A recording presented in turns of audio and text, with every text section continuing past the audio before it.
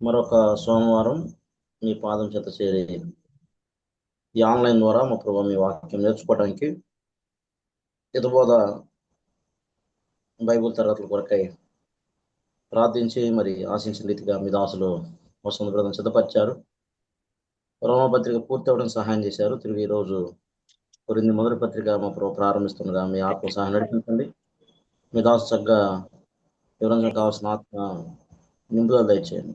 చేరవచ్చిన అనేక మందిని దీవించండి. రావాల్సిన వారిని మా ప్రభు మీరు కనికరించి చూపించి చక్కగా ఈ రాత్రి మీ వాక్యం విని నేర్చుకొని నేను మరి మీ కొరకు ఉపయోగపడినట్లుగా మీ కొరకు వాడడంతో సహాయం చేయండి.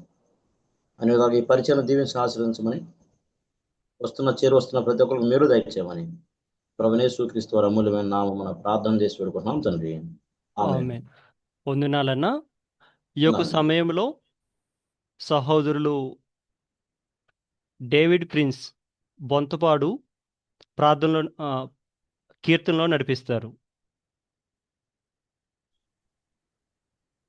అన్న, నా వాయిస్ క్లారిటీగా ఉంది కదా? ఉంది బ్రదర్. ఓకే. తేజోమయ యేసయ్య, స్తుతి పాత్రుడవు నీవయ్యా అనే కీర్తన పాడుతున్నాం. తేజోమయ యేసయ్య,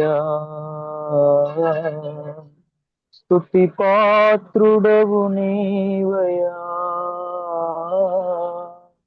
తేజోమయ యేసయ్య, స్తుతి పాత్రుడవు నీవయ్యా, మహిమ ఘనత ప్రభావములు సమస్తము నీకేనయా. ఆ మహిమ ఘనత ప్రభావములు సమస్తము నీకేనయా. తేజోమయ యేసయ్యా,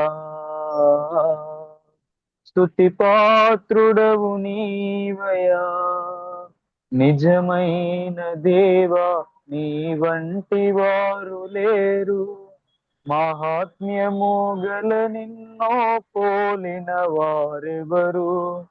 నిజమైన దేవా నీ వంటి వారు లేరు, మహాత్మ్యము గల నిన్నో పోలిన వారెవరు.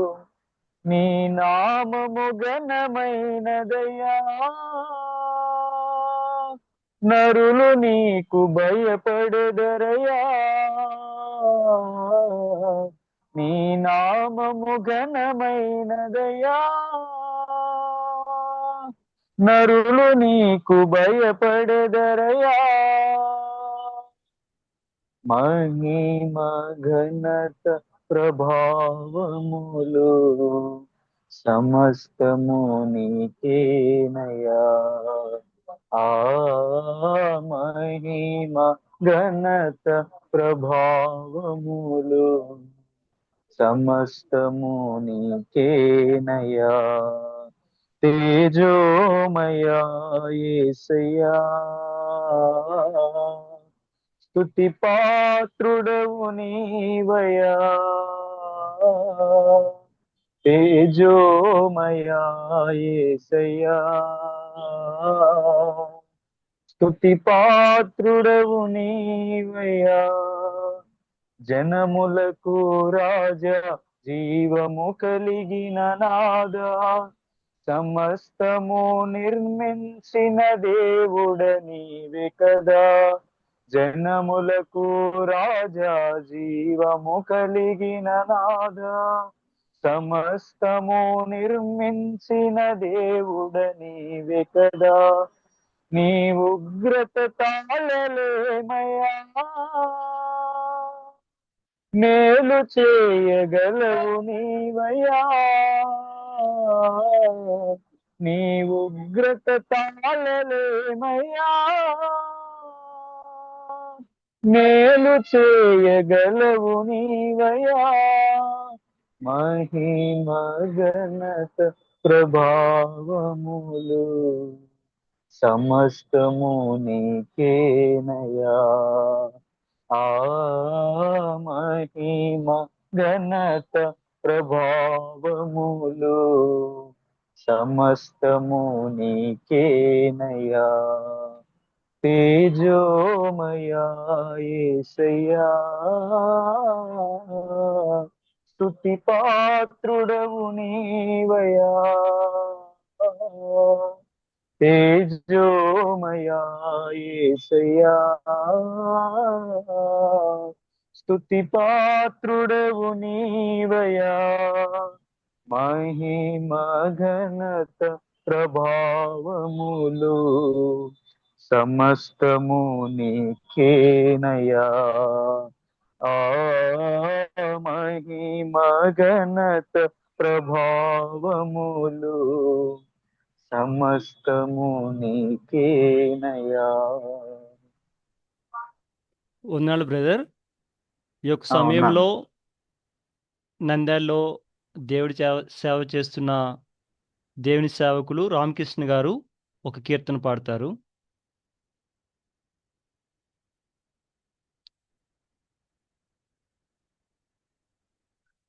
బ్రదర్ ఎవరికైనా పాట ఇవ్వండి, నేను ప్రేయర్ చేస్తాను బ్రదర్. Please. ఓకే అన్న, ఓకే అన్న, thank you. Thank you.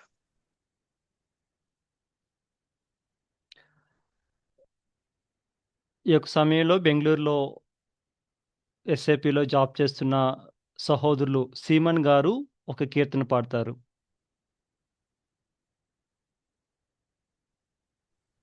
Sure అన్న, వందాలన్నా. అన్న ఉన్నాడు.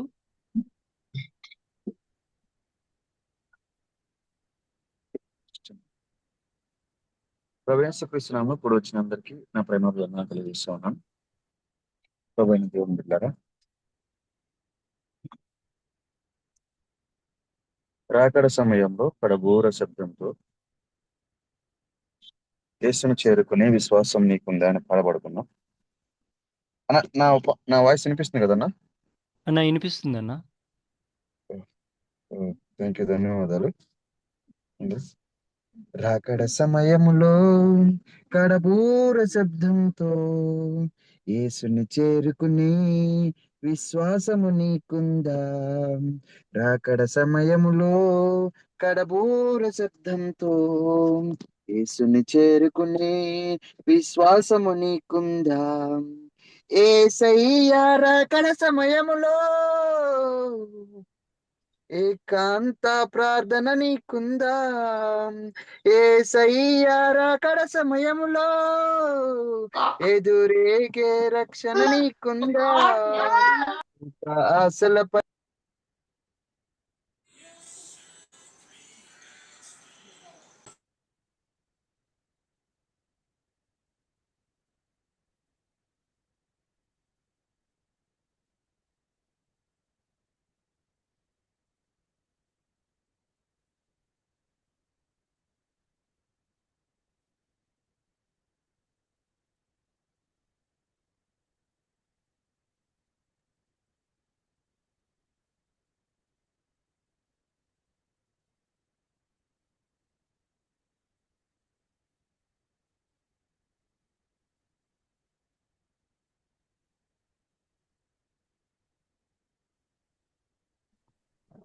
సారీ బ్రదర్, సీమన్ బ్రదర్ మీట్లో పడింది.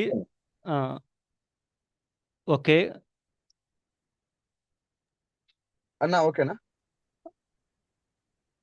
అన్న. అన్న? ఇప్పుడు ఓకేనా? ఇప్పుడు ఓకే అన్న. ఇంపైన ధూప వేదికగా ఏకాంత ప్రార్థన నీకుందా. ఇంపైన ధూప వేదికగా ఏకాంత ప్రార్థన నీకుందా. యేసును ఆశించే దీన మనసుందా. యేసును ఆశించే దీన మనసుందా. రావయ్యా యేసయ్యా వేగమే రావయ్యా. రావయ్యా యేసునాథ వేగమే రావయ్యా. అక్కడ సమయంలో కడబూర శబ్దంతో యేసుని చేరుకుని విశ్వాసము నీకుందా. యేసుని చేరుకుని విశ్వాసము నీకుందా. అన్నిటి కన్నా మిన్నగను కన్నీటి ప్రార్థన నీకుందా, అన్నిటి కన్నా మిన్నగను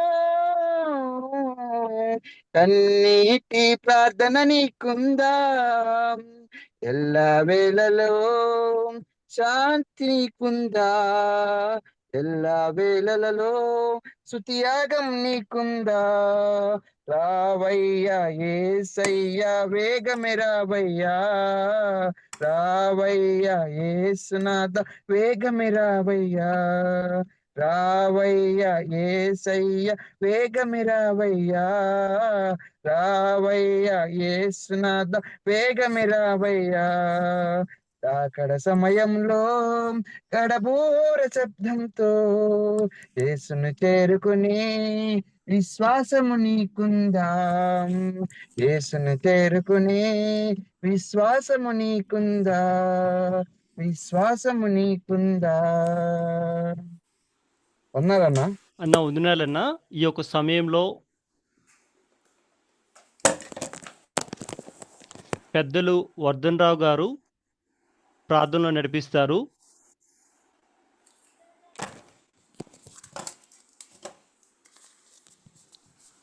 వర్ధన్ రావు గారు ప్రార్థనలో నడిపిస్తారు. తర్వాత దేవుడి సేవకులు వసంత్ గారు.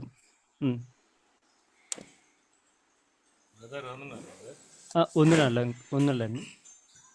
చేరి వచ్చిన ప్రియులకు ప్రభు అయిన యేసుక్రీస్తు నామంలో ప్రేమవందనాలు. ప్రియులరా, ప్రార్థన చేసుకుందాం.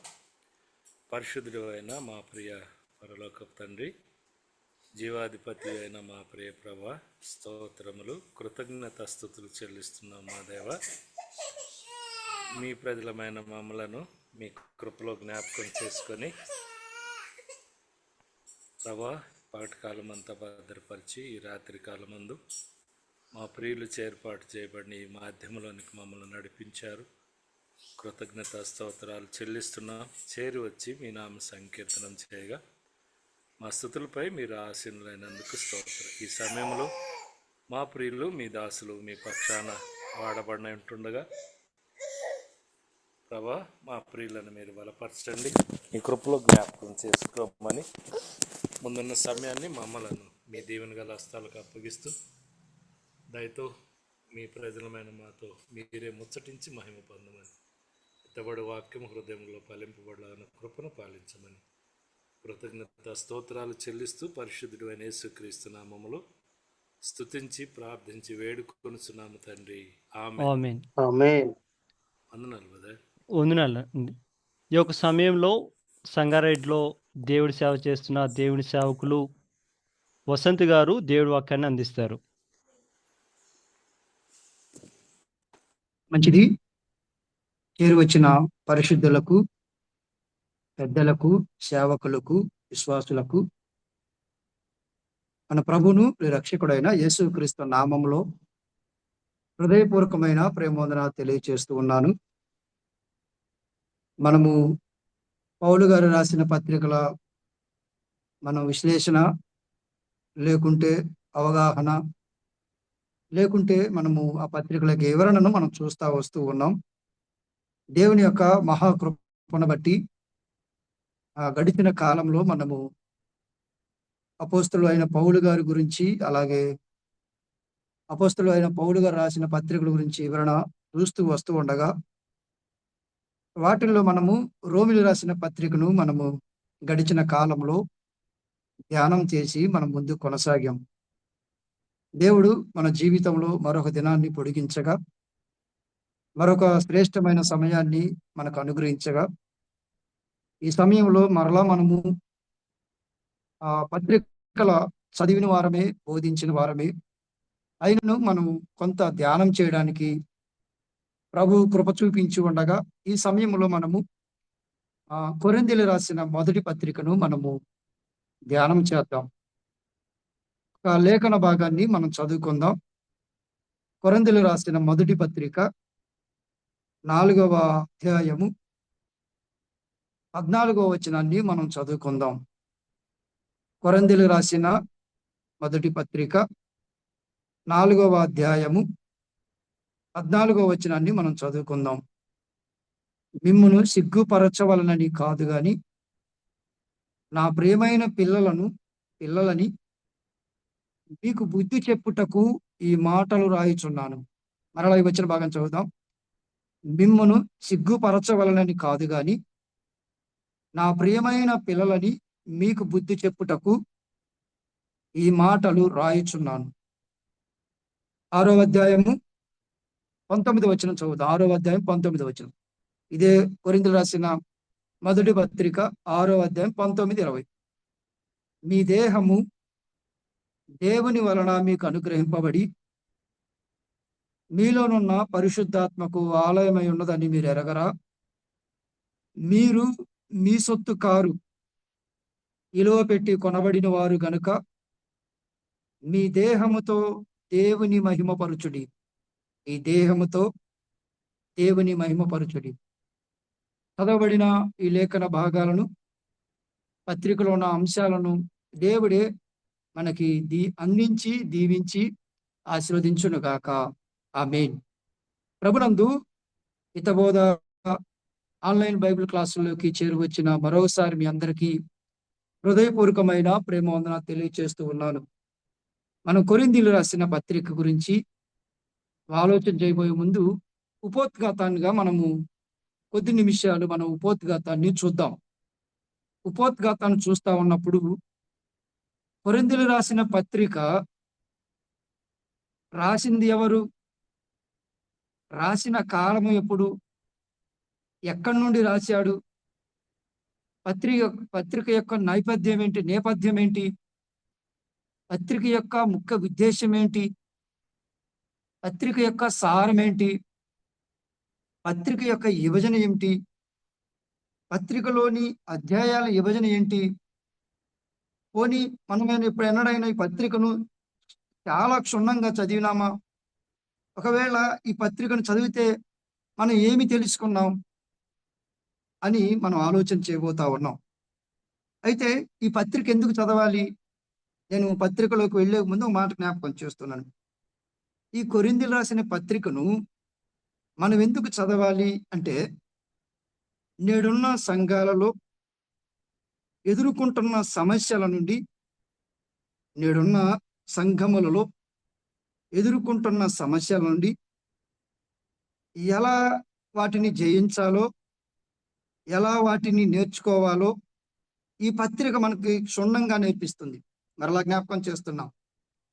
నేడున్న సంఘాలలో ఉన్న సమస్యలను ఎలా ఎదుర్కోవాలో, వాటి నుండి ఎలా తప్పించుకోవాలో, ఏమి నేర్చుకోవాలో ఈ పత్రిక మనకు బోధిస్తూ ఉంది. అంత మాత్రమేనా అంటే కాదు. మనము ఈ పత్రిక గురించి పౌలు గారు ఈ కొరింథీయులకు రాసిన పత్రికను అసలు ఎందుకు రాశాడు అది మనం చూడబోతూ ఉన్నాం. ఉపోద్ఘాతంగా మనం చూడబోతుంది ఏమంటే, పౌలు గారు ఈ పత్రికను అసలు ఎందుకు కొరింథీయులకు మొదటి పత్రిక ఎందుకు రాస్తున్నాడు ఆ విషయాన్ని మనం చూద్దాం. చూసిన తర్వాత రాసిన కాలానికి రాసింది ఎవరో మనం వాటి దగ్గరకు మనం వెళ్ళిపోదాం. ఒక మాట జ్ఞాపకం చేస్తూ ఉన్నాం. సంఘములో ఉన్న ఈ పత్రిక సంఘములో ఉన్న సమస్యలకు పరిష్కారాన్ని ఇస్తుంది. రెండోది, క్రైస్తవ వారి బలాలను గుర్తించాలి. బలహీనతలు ఉంటాయి, వాటికి నివారణ ఉంది, మార్గం ఉంది. ఎన్నో విషయాలు ఈ పత్రికలు మనకు కనబడతాయి. అయితే రండి ఇప్పుడు మనము ఆ రాసిన 10 క్వశ్చన్లను వివరంగా మనం చూస్తూ ఆ పత్రిక విభజన, అధ్యాయాల విభజనను మనం ధ్యానం చేస్తూ మనం ముందు కొనసాగుదాం. రండి మొదటిగా మనం చూద్దాం. పత్రిక రాసింది ఎవరు అంటే అపోస్తలుడైన పౌలే అని మనము కొరింథీయులకు రాసిన మొదటి పత్రిక మొదటి అధ్యాయము మొదటి 2 వచనాలలో మనము ఆ పదాన్ని మనం చూడగలం. మరి రాసిన కాలము ఎప్పుడంటే క్రీస్తు శకం 54 నుండి 56 మధ్య కాలంలో అని మనము చెప్పగలము. మనము చరిత్రకారులు ఆ విషయాన్ని మనకు తెలియపరుస్తూ ఉంటారు. ఎక్కడి నుండి రాశాడు అంటే ఎఫెసీలో నుండి రాశాడు. ఆయన ఎక్కడి నుండి రాశాడంటే ఎఫెసీలో నుండి రాశాడు. కొరింథీయులకు రాసిన మొదటి పత్రిక 16వ అధ్యాయము 9వ వచనంలో మనము ఆ పదాన్ని చూడగలం. ఆ ఆ పదాన్ని మనం చూస్తాం, చివరి లైన్లో ఉంటుంది. చివరి లైన్లో పెంతుకోస్తు వరకు ఎఫెసీలో నిలిచి ఉందును అని ఉంటుంది. అంటే పౌలు గారు కొరింథీయులు రాసిన మొదటి పత్రికను రాసే సమయానికి ఎఫెసీలో ఉన్నవాడు. అయితే ఈ పత్రిక యొక్క ఉద్దేశం ఏంటి, ఈ పత్రిక యొక్క నేపథ్యం ఏంటో చూద్దాం. ఈ పత్రిక యొక్క నేపథ్యాన్ని మనం చూస్తా ఉన్నప్పుడు పౌలు 2వ సువార్త యాత్రలో త్రోయలో ఉన్నప్పుడు ఆయన ఒక వ్యక్తి మాసిదోనియాకు వచ్చి, దర్శనంలో ఒక వ్యక్తి మాసిదోనియాకు వచ్చి మాసిదోనియాకు వచ్చి మాకు సహాయం చేయమని పిలవగా అపోస్తలుల కార్యము 16వ అధ్యాయం 9వ వచనంలో మనం చూస్తాం. ఆయన ఆసియాకు వెళ్ళాలని ఆలోచన చేసినప్పుడు ఒక వ్యక్తి తన దర్శనంలో కనిపించి మాసిదోనియాకు రమ్మని ఆహ్వానించాడు, లేకుంటే ప్రేరేపించాడు, లేకుంటే అతన్ని ఆ పౌలు గారిని ఆ దిశగా నడిపించడానికి కారణమైంది. తర్వాత పౌలు ఫిలిప్పీ పట్టణానికి, తెస్సలోనిక పట్టణానికి, ఏథెన్స్కి, చివరికి కొరింథీ వచ్చాడు. ఆ విషయాన్ని మనము అపోస్తలుల కార్యము 18వ అధ్యాయం 5వ వచనంలో చూడవచ్చు. కొరింథీలో వచ్చిన తర్వాత కొరింథీలో 18 నెలలుగా ఆయన నిలిచి అక్కడ పరిచర్య చేశాడు.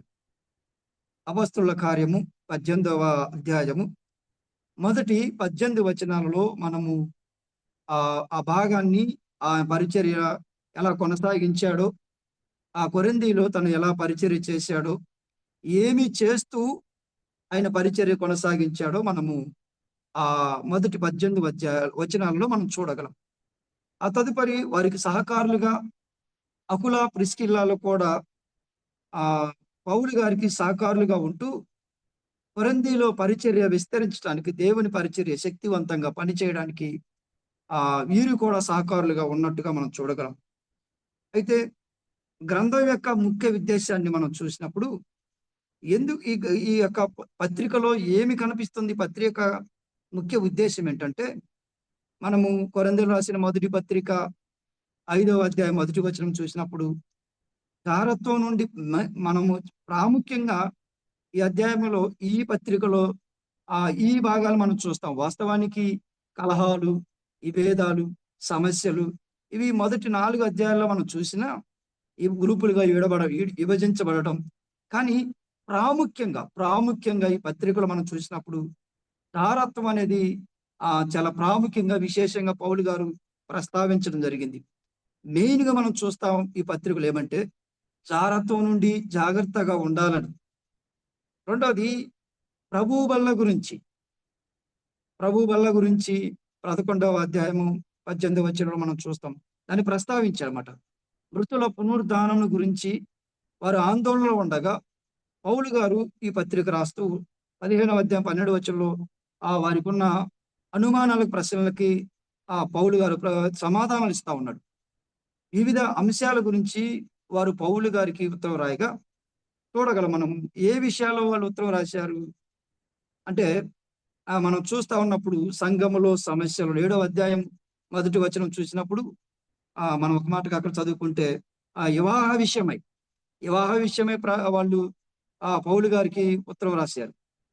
తర్వాత 8వ అధ్యాయం 1వ వచనం చూస్తే విగ్రహారాధన సంబంధించి, అంటే బలి అర్పించిన దానిని తినే విషయంలో.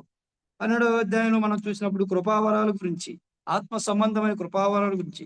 11వ అధ్యాయంలో మనం చూస్తున్నప్పుడు ఆయన చందా విషయంలో, పరిశుద్ధుల అవసరతల్లో ఆదుకునే విషయమై ప్రస్తావిస్తూ పౌలు గారి ఉత్తరాలు వాళ్ళు రాసిన దానికి పౌలు గారు జవాబులు ఇస్తూ రాస్తున్నాడు.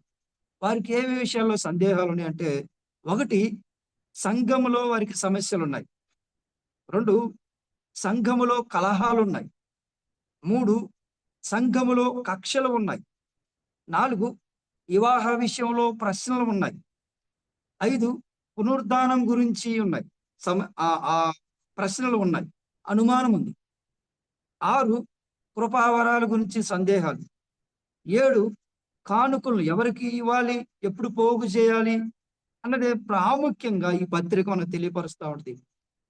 మనం మరలా జ్ఞాపకం చేసే జారత్వం గురించి, ప్రభు బల్ల గురించి, మృతుల పునరుద్ధానం గురించి, తర్వాత సంఘంలో సమస్యలు, సంఘములో కలహాలు, సంఘములో కక్షలు, వివాహ విషయంలో ప్రశ్నలు, పునరుద్ధాన విషయమే ప్రశ్నలు, కానుకల విషయమే ప్రశ్నలు, వీటన్నిటినీ పౌలు గారు తెలియపరుస్తూ రాస్తున్నాడు.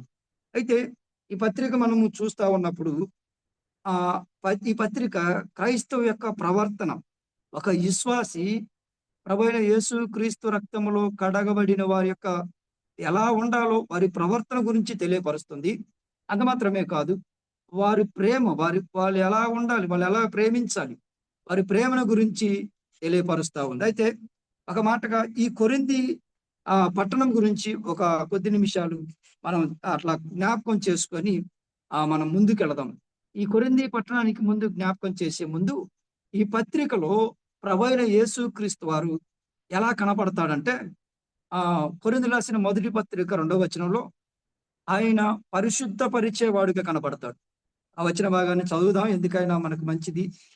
ప్రభువైన యేసు క్రీస్తు వారి పత్రికలో మనకి ఎలా కనబడతాడంటే 2వ వచనంలో చూస్తే చివరి భాగంలో మీరు మొదటి అధ్యాయం 2వ వచనంలో 2వ లైన్ చూడండి. క్రీస్తు యేసునందు పరిశుద్ధ పరచబడిన వారై పరిశుద్ధులుగా ఉండుటకు పిలువబడి ఉన్న వారికి, అంటే ఎవరు పరిశుద్ధపరిచేదంటే ప్రభువైన యేసు క్రీస్తే. ఒక పాపిని, దేవుని ఎరగని వారిని ఒక పరిశుద్ధులుగా మార్చాలంటే ఎవరంటే ప్రభువైన యేసు క్రీస్తు వారు మాత్రమే పరిశుద్ధపరిచేవాడని ఈ పత్రికలో మనం చూడగలం. ఎలా కనబడతాడు మరలా ప్రభు అంటే, ఆ కొరింథీయులకు రాసిన మొదటి అధ్యాయంలో 17వ వచనంలో మనం చూస్తే సిలువ వేయబడిన క్రీస్తు కనబడతాడు.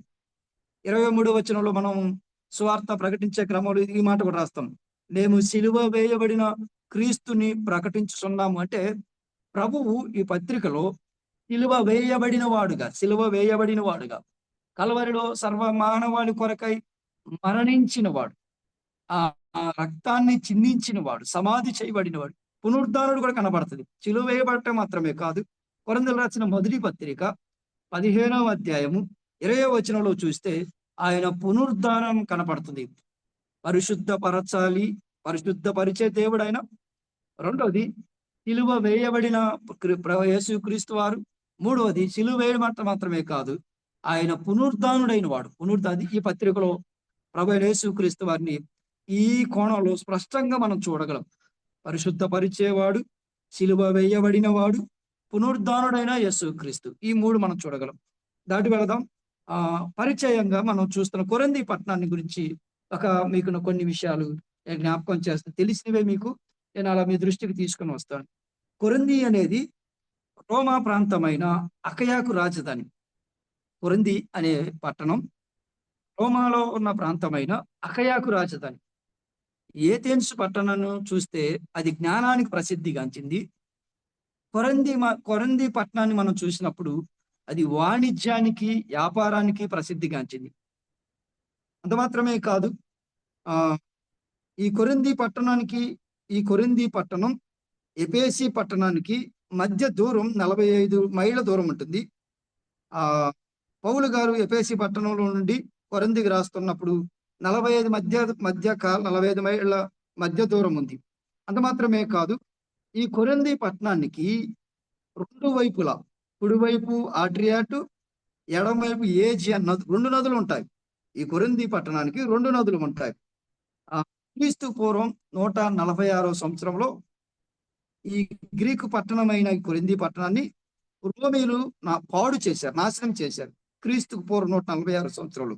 ఆ తర్వాత క్రీస్తు పూర్వం 44వ సంవత్సరంలో జూలియస్ సీజర్ దీన్ని తిరిగి రోమా కాలనీగా నిర్మించాడు. అంటే రోమీయులు సైనికులు, మాజీ సైనికులకి, ఆ రోమా ప్రభుత్వంలో ఉన్న వారి కొంతమంది అధికారులకు, వారితో పాటు యూదులకు కూడా అక్కడ కొంత అవకాశాన్ని కల్పించారు. ఈ పాడైపోయిన పట్టణం, ఈ కొరింథీ పట్టణం తిరిగి పునరుద్ధరించారన్నమాట. అంత మాత్రమే కాదు, అక్కడ వీనస్ అనే దేవత ఒక ప్రసిద్ధిగాంచింది. ఆమెను ఆరాధించేవారు. 1000 మంది దేవదాసీలు ఉండేవారు. ఈ దేవాలయంలో బహుపాపం జరిగేది. అందుకే కొంతమందిని పిలిచేటప్పుడు నువ్వు కొరింథీ నైజ్వా, పురుషులనైతే నువ్వు కొరింథీ నైజ్వా. కొరింథీ నైజ్ అంటే ఏంటంటే నువ్వు వ్యభిచారివా అని పిలవడానికి వ్యభిచారివా అని అనకుండా, నువ్వు వేశ్యవా అని అనకుండా, నువ్వు కొరిందీవా అని స్త్రీలను, పురుషులనైతే కొరింది నైస్ అని అని అడిగేవారంట. అంటే ఆ కొరింది పట్టణం అంతగా పాపములో, వ్యభిచారంలో ఒకప్పుడు అదే ఆ పట్టణం 146 సంవత్సరంలో, క్రీస్తు 140 సంవత్సరం పాడవక ముందు పట్టణం అలా ఉండేది. తదుపరి పునరుద్ధరించబడిన పట్టణం అన్నమాట. 2వ సువార్త యాత్ర పౌలు గారు ముగించిన తర్వాత ఆయన మూడవ సువార్త యాత్ర ప్రారంభంలో ఈ పత్రిక రాస్తా ఉంటాడు. అయితే ఐరోపా ఖండంలో అకయా ప్రాంతానికి ముఖ్యమైన పట్టణం ఏదంటే ఈ కొరింథీ పట్టణం. అయితే అందుకనే పౌలు పత్రికలో తెలియపరుస్తూ కొరింథీ రాసిన మొదటి పత్రిక 6వ అధ్యాయము 10-12 వచనాలు పౌలు గారు చాలా విశేషంగా వారితో మాట్లాడుతున్న మాట నేను చదువుతాను. కొరింథీ వాళ్ళు చేసిన దాన్ని బట్టి 10-12 వచ్చి చూడండి. ఏమంటాడంటే, దొంగలైనను, లోబులైనను, త్రాగుబోతులైనను, దూషకులైనను, దోచుకునేవారైనను దేవుని రాజ్యమునకు వారసులు కానేరు. మీలో కొందరు అట్టివారై ఉంటిరి. కానీ అంటే కొరింథీలో అలాంటిది ఒకప్పుడు కొనసాగేది. పౌలు గారు వెళ్ళి సువార్త ప్రకటించిన తర్వాత, పౌలు గారు అక్కడ నిలిచిన తర్వాత ప్రభువైన యేసుక్రీస్తు వారిలోకి వచ్చారు. అప్పుడు వచ్చి నమ్మిన తర్వాత వారిని ఉద్దేశించి పౌలు గారు అంటాడు, మీలో కొందరు అట్టి వారు అన్నారు. అంటే బహు పాపంలో ఉన్నవారు, చెడ్డ కార్యములు జరిగించేవారు, యేసుక్రీస్తుని ఎరిగి సంఘములో చేర్చబడి ఉన్నారు. వారి జ్ఞాపకం చేస్తున్నారు, మీరు అట్టి వారై ఉన్నారు కదా, దేవుని కృప వలన మీరు నీతిమంతులుగా తీర్చబడ్డారు అని పౌలు గారు వాళ్ళు చేసిన ఆ పాపాన్ని జ్ఞాపకం చేస్తూ దేవుని నీతిని వారికి తెలియపరిచాడు. దేవుడు ఎంత గొప్పవాడో అని వివరిస్తూ వారికి ఈ పత్రికలో చాలా విశేషంగా పూర్వస్థితిని వారికి తెలియపరుస్తూ దేవుని వాక్యాన్ని బోధించాడు. ఎందుకు మనం చూస్తా ఉన్నాం, ఎందుకు ఈ పత్రిక రాశాడంటే 3 కారణాల బట్టి. 3 కారణాలు. ఒకటి, క్లోయ ఇంటి వారు కొరింథీ సంఘములో ఉన్న పౌలు ఎందుకు ఈ పత్రిక రాశాడు, ఎట్లా రాశాడు అని పౌలు గారు ఎఫెసీలో ఉన్నాడు. కొరింథీలో విషయాలు ఆయనకి ఎలా తెలిసాయి, మరి ఎలా పత్రిక రాశాడు ఆయన, ఎవరికిచ్చి పంపించాడు ఆయన అని చూస్తే, కొరింథీ సంఘం క్లోయ ఇంటి వారు ఉన్నారు. మొదటి అధ్యాయం 11వ వచనం మనం చూసినప్పుడు, క్లోయ ఇంటి వారి వలన నాకు తెలియవచ్చెను అని అంటాడు. అంటే కొరింథీలో ఉన్న సంఘములో ఉన్న వేదాలను పౌలుకు తెలియపరచాలని ఎఫెసీకి వెళ్ళి చెప్పుండవచ్చు. లేదా అక్కడ విభజనల గురించి, అంటే కొరింథీ సంఘములో ఉన్న విభజనల గురించి పౌలు గారికి పత్రిక రాసి ఉండవచ్చు. మొత్తానికి ఎఫెసీలో ఉన్న పౌలు గారికి క్లోయ ఇంటి వారి ద్వారా తెలిసి ఉండవచ్చు. రెండోది, కొరింథీ నుండి మనం 16వ అధ్యాయము, ఇదే కొరింథీలకు రాసిన మొదటి పత్రిక 16వ అధ్యాయం 17వ వచనం చూసినప్పుడు, కొరింథీ నుండి స్తెఫను, ఫర్మనాతు మరియు అకయాను వారు అక్కడికి వచ్చి ఉండాలి. ఎక్కడికి? ఎఫెసీకి. వీళ్ళు ఎక్కడెక్కడ నిలిచారో మనము అపోస్తలుల కార్యం చూడవచ్చు. స్తెఫను ఎక్కడ ఉన్నాడో, తిమోతి ఎక్కడ ఉన్నాడో, మనము అవన్నీ, ఫర్మనాతు ఎక్కడ ఉన్నాడో అపోస్తలుల కార్యాలు తెలియపరుస్తాయి. వారు కొరింథీ నుండి ఇక్కడికి వచ్చారన్నమాట. ఈ ముగ్గురు వచ్చి పౌలు గారికి సంఘములో ఉన్న సమస్యలు, వాటిలో పౌలు గారు ఏమి చెబుతారు, అసలైన కోణం ఏంటి. యెరూషలేములో ఉన్నారు కొంతమంది పెద్దలు అనబడిన వారు, సేవకులు అనబడిన వారు ఉన్నారు, అపోస్తలులు ఉన్నారు. కానీ పౌలు గారు ఈ విషయంలో ఆయన కోణం ఏంటి, కానీ ఏం చెబుతారని చెప్పి వాళ్ళకి ఉత్తరం తీసుకొని వచ్చారు కొరింథీ నుంచి. అనడానికి రుజువు ఏంటి అంటారా? 7వ అధ్యాయం 1వ వచనం చూద్దాం. 7వ అధ్యాయం 1వ వచనం, మీరు రాసిన వాటి విషయము అని రాయబడింది. అంటే వారు ఒక కొరింథీ సంఘము నుండి ఒక ఉత్తరాన్ని తీసుకొని వచ్చి పౌలు గారికి ఇచ్చారన్నమాట. నువ్వైతే ఏమి చెబుతావు, నువ్వైతే ఏమి రాస్తావు, నువ్వైతే కొరింథీలో ఉన్న వారికి ఏమి చెబుతావు అని వారు తెలియపరిచారన్నమాట. మూడవది, పౌలు గారు ఎందుకు ఈ ఉత్తరాన్ని రాస్తున్నారంటే, యెరూషలేములోని పేద క్రైస్తవులు ఉన్నారు, వారికి సహాయార్థంగా సంఘము సందా పోగు చేయటంలో పాల్గొనవలసిన అవసరం ఉందని, కాబట్టి నేను వస్తాను, నేను దర్శిస్తాను, నేను వచ్చి మిమ్మల్ని దర్శిస్తాను, అది తెలుసుకోవాలని ఈ పత్రిక రాస్తూ ఉన్నాడు. అది తెలుసుకోవాలని ఈ పత్రిక రాస్తూ ఉన్నాడు. దాటి వెళదాం. మనము ఈ యొక్క పత్రిక యొక్క ముఖ్య ఉద్దేశాన్ని చూసాం. పత్రిక యొక్క విభజన చూద్దాం. పత్రిక యొక్క విభజన చూద్దాం. మొదటి పత్రిక విభజన 1 మనం చూసినప్పుడు, పత్రిక విభజన 1 మనం చూసినప్పుడు మొదటి అధ్యాయము మొదటి 9 వచనాలు శుభవచనాలు ఉంటాయి. శుభవచనాలు మనం ఎరుగుదాం. అక్కడ మీరు చూస్తా ఉన్నప్పుడు మనము శుభవచనాలు ఉంటాయి. పౌలు గారు శుభవచనాలు పలుకుతూ రాస్తూ ఉంటాడు. తర్వాత మొదటి అధ్యాయము 10వ వచనం నుండి 6వ అధ్యాయం వరకు సంఘములో సమస్యలు. మీరు మొదటి అధ్యాయం 10వ వచనం నుండి మీరు చదివితే అక్కడ మన 10వ వచనం మనం స్టార్ట్ చేస్తే ఎట్లా ఉంటుందంటే, సహోదరులారా మీరందరూ ఏకభావముతో మాట్లాడవలనని మీలో కక్షలు లేక ఏక మనసుతోను ఏక తాత్పర్యముతోను మీరు సన్నద్ధులై ఉండవలనని మన ప్రభువైన యేసుక్రీస్తు పేరట మిమ్మల్ని వేడుకొనుచున్నాను. 11వ వచనం అంటారు, నా సహోదరులారు మీరు కలహమును కలవని. 6వ అధ్యాయం చివరి భాగంలో మీరు చదివినట్లయితే అక్కడ మీరు మీ విలువ పెట్టి కొనబడిన వారు కనుక మీ దేహముతో దేవుని మహిమపరచడి. అయితే మనం చూస్తా ఉన్నప్పుడు మొదటి అధ్యాయము 10వ వచనం నుండి 6వ అధ్యాయం వరకు సంఘములో సమస్యలు. ఏమేమి సమస్యలు అని మనం చూస్తే ఏంటి ఆ సమస్యలను చూస్తే 1 నుండి 10 వచనాల నుండి 4వ అధ్యాయము 21వ వచనం వరకు ఎలా ఉందంటే అది మనం చూస్తా ఉన్నప్పుడు విభజనలు ఉన్నాయి. విభజనలు లేదంటే వర్గాలుగా ఏర్పడడం. మనం ఎరుగుదము ఏమనంటే పౌలు వాడను, అపోల్లో వాడను, కేఫా వాడను, క్రీస్తు వాడని వర్గాలు ఉన్నాయి. అంత మాత్రమే కాదు, విభజనలో కూడా ఉన్నాయి. ప్రకృతి సంబంధి, శరీర సంబంధి, ఆత్మ సంబంధి, భూ సంబంధి, ఇలాంటివి మనం చూడగలం. ఈ మొదటి 4 అధ్యాయాలలో 1వ అధ్యాయం 10వ వచనం నుండి 4వ అధ్యాయం 21వ వచనం వరకు శరీర సంబంధులను చూస్తాం, ఆత్మ సంబంధులు చూస్తాం, ప్రకృతి సంబంధులు చూస్తాం, దేవుని సంబంధులు చూస్తాం. మళ్ళీ విభజించబడిన వాడు అంటే పౌలు వారని, అపోల్లో వారని, కేఫా వారని, క్రీస్తు వారని, ఇలా విభజనలుగా మనం చూడవచ్చు. ఇది మొదటి 10వ వచనం నుండి 4వ అధ్యాయం. తర్వాత 5వ అధ్యాయం అంతా మనం చదువుతున్నప్పుడు లైంగిక పరమైన దుర్నీతి లేదంటే జారత్వాన్ని మనం చూడగలం. 7 నుంచి మనం 7వ అధ్యాయము మనం చూస్తా ఉన్నప్పుడు 7 నుంచి 14వ అధ్యాయంలో మనము కొరింథీ సంఘములో ఉన్న వారి ప్రశ్నలకు పౌలు జవాబిచ్చుట మరలా జ్ఞాపకం చేస్తున్నాం. 7 నుంచి 14 అధ్యాయాలు కొరింథీ సంఘములో ఉన్న వారి ప్రశ్నలకు పౌలు జవాబిచ్చుట. ఏంటి వారి ప్రశ్నలు? 7వ అధ్యాయము ఏం చెబుతుందంటే వివాహం గురించి వారి ప్రశ్నలు, వివాహం విషయమై వారి ప్రశ్నలు 7వ అధ్యాయం.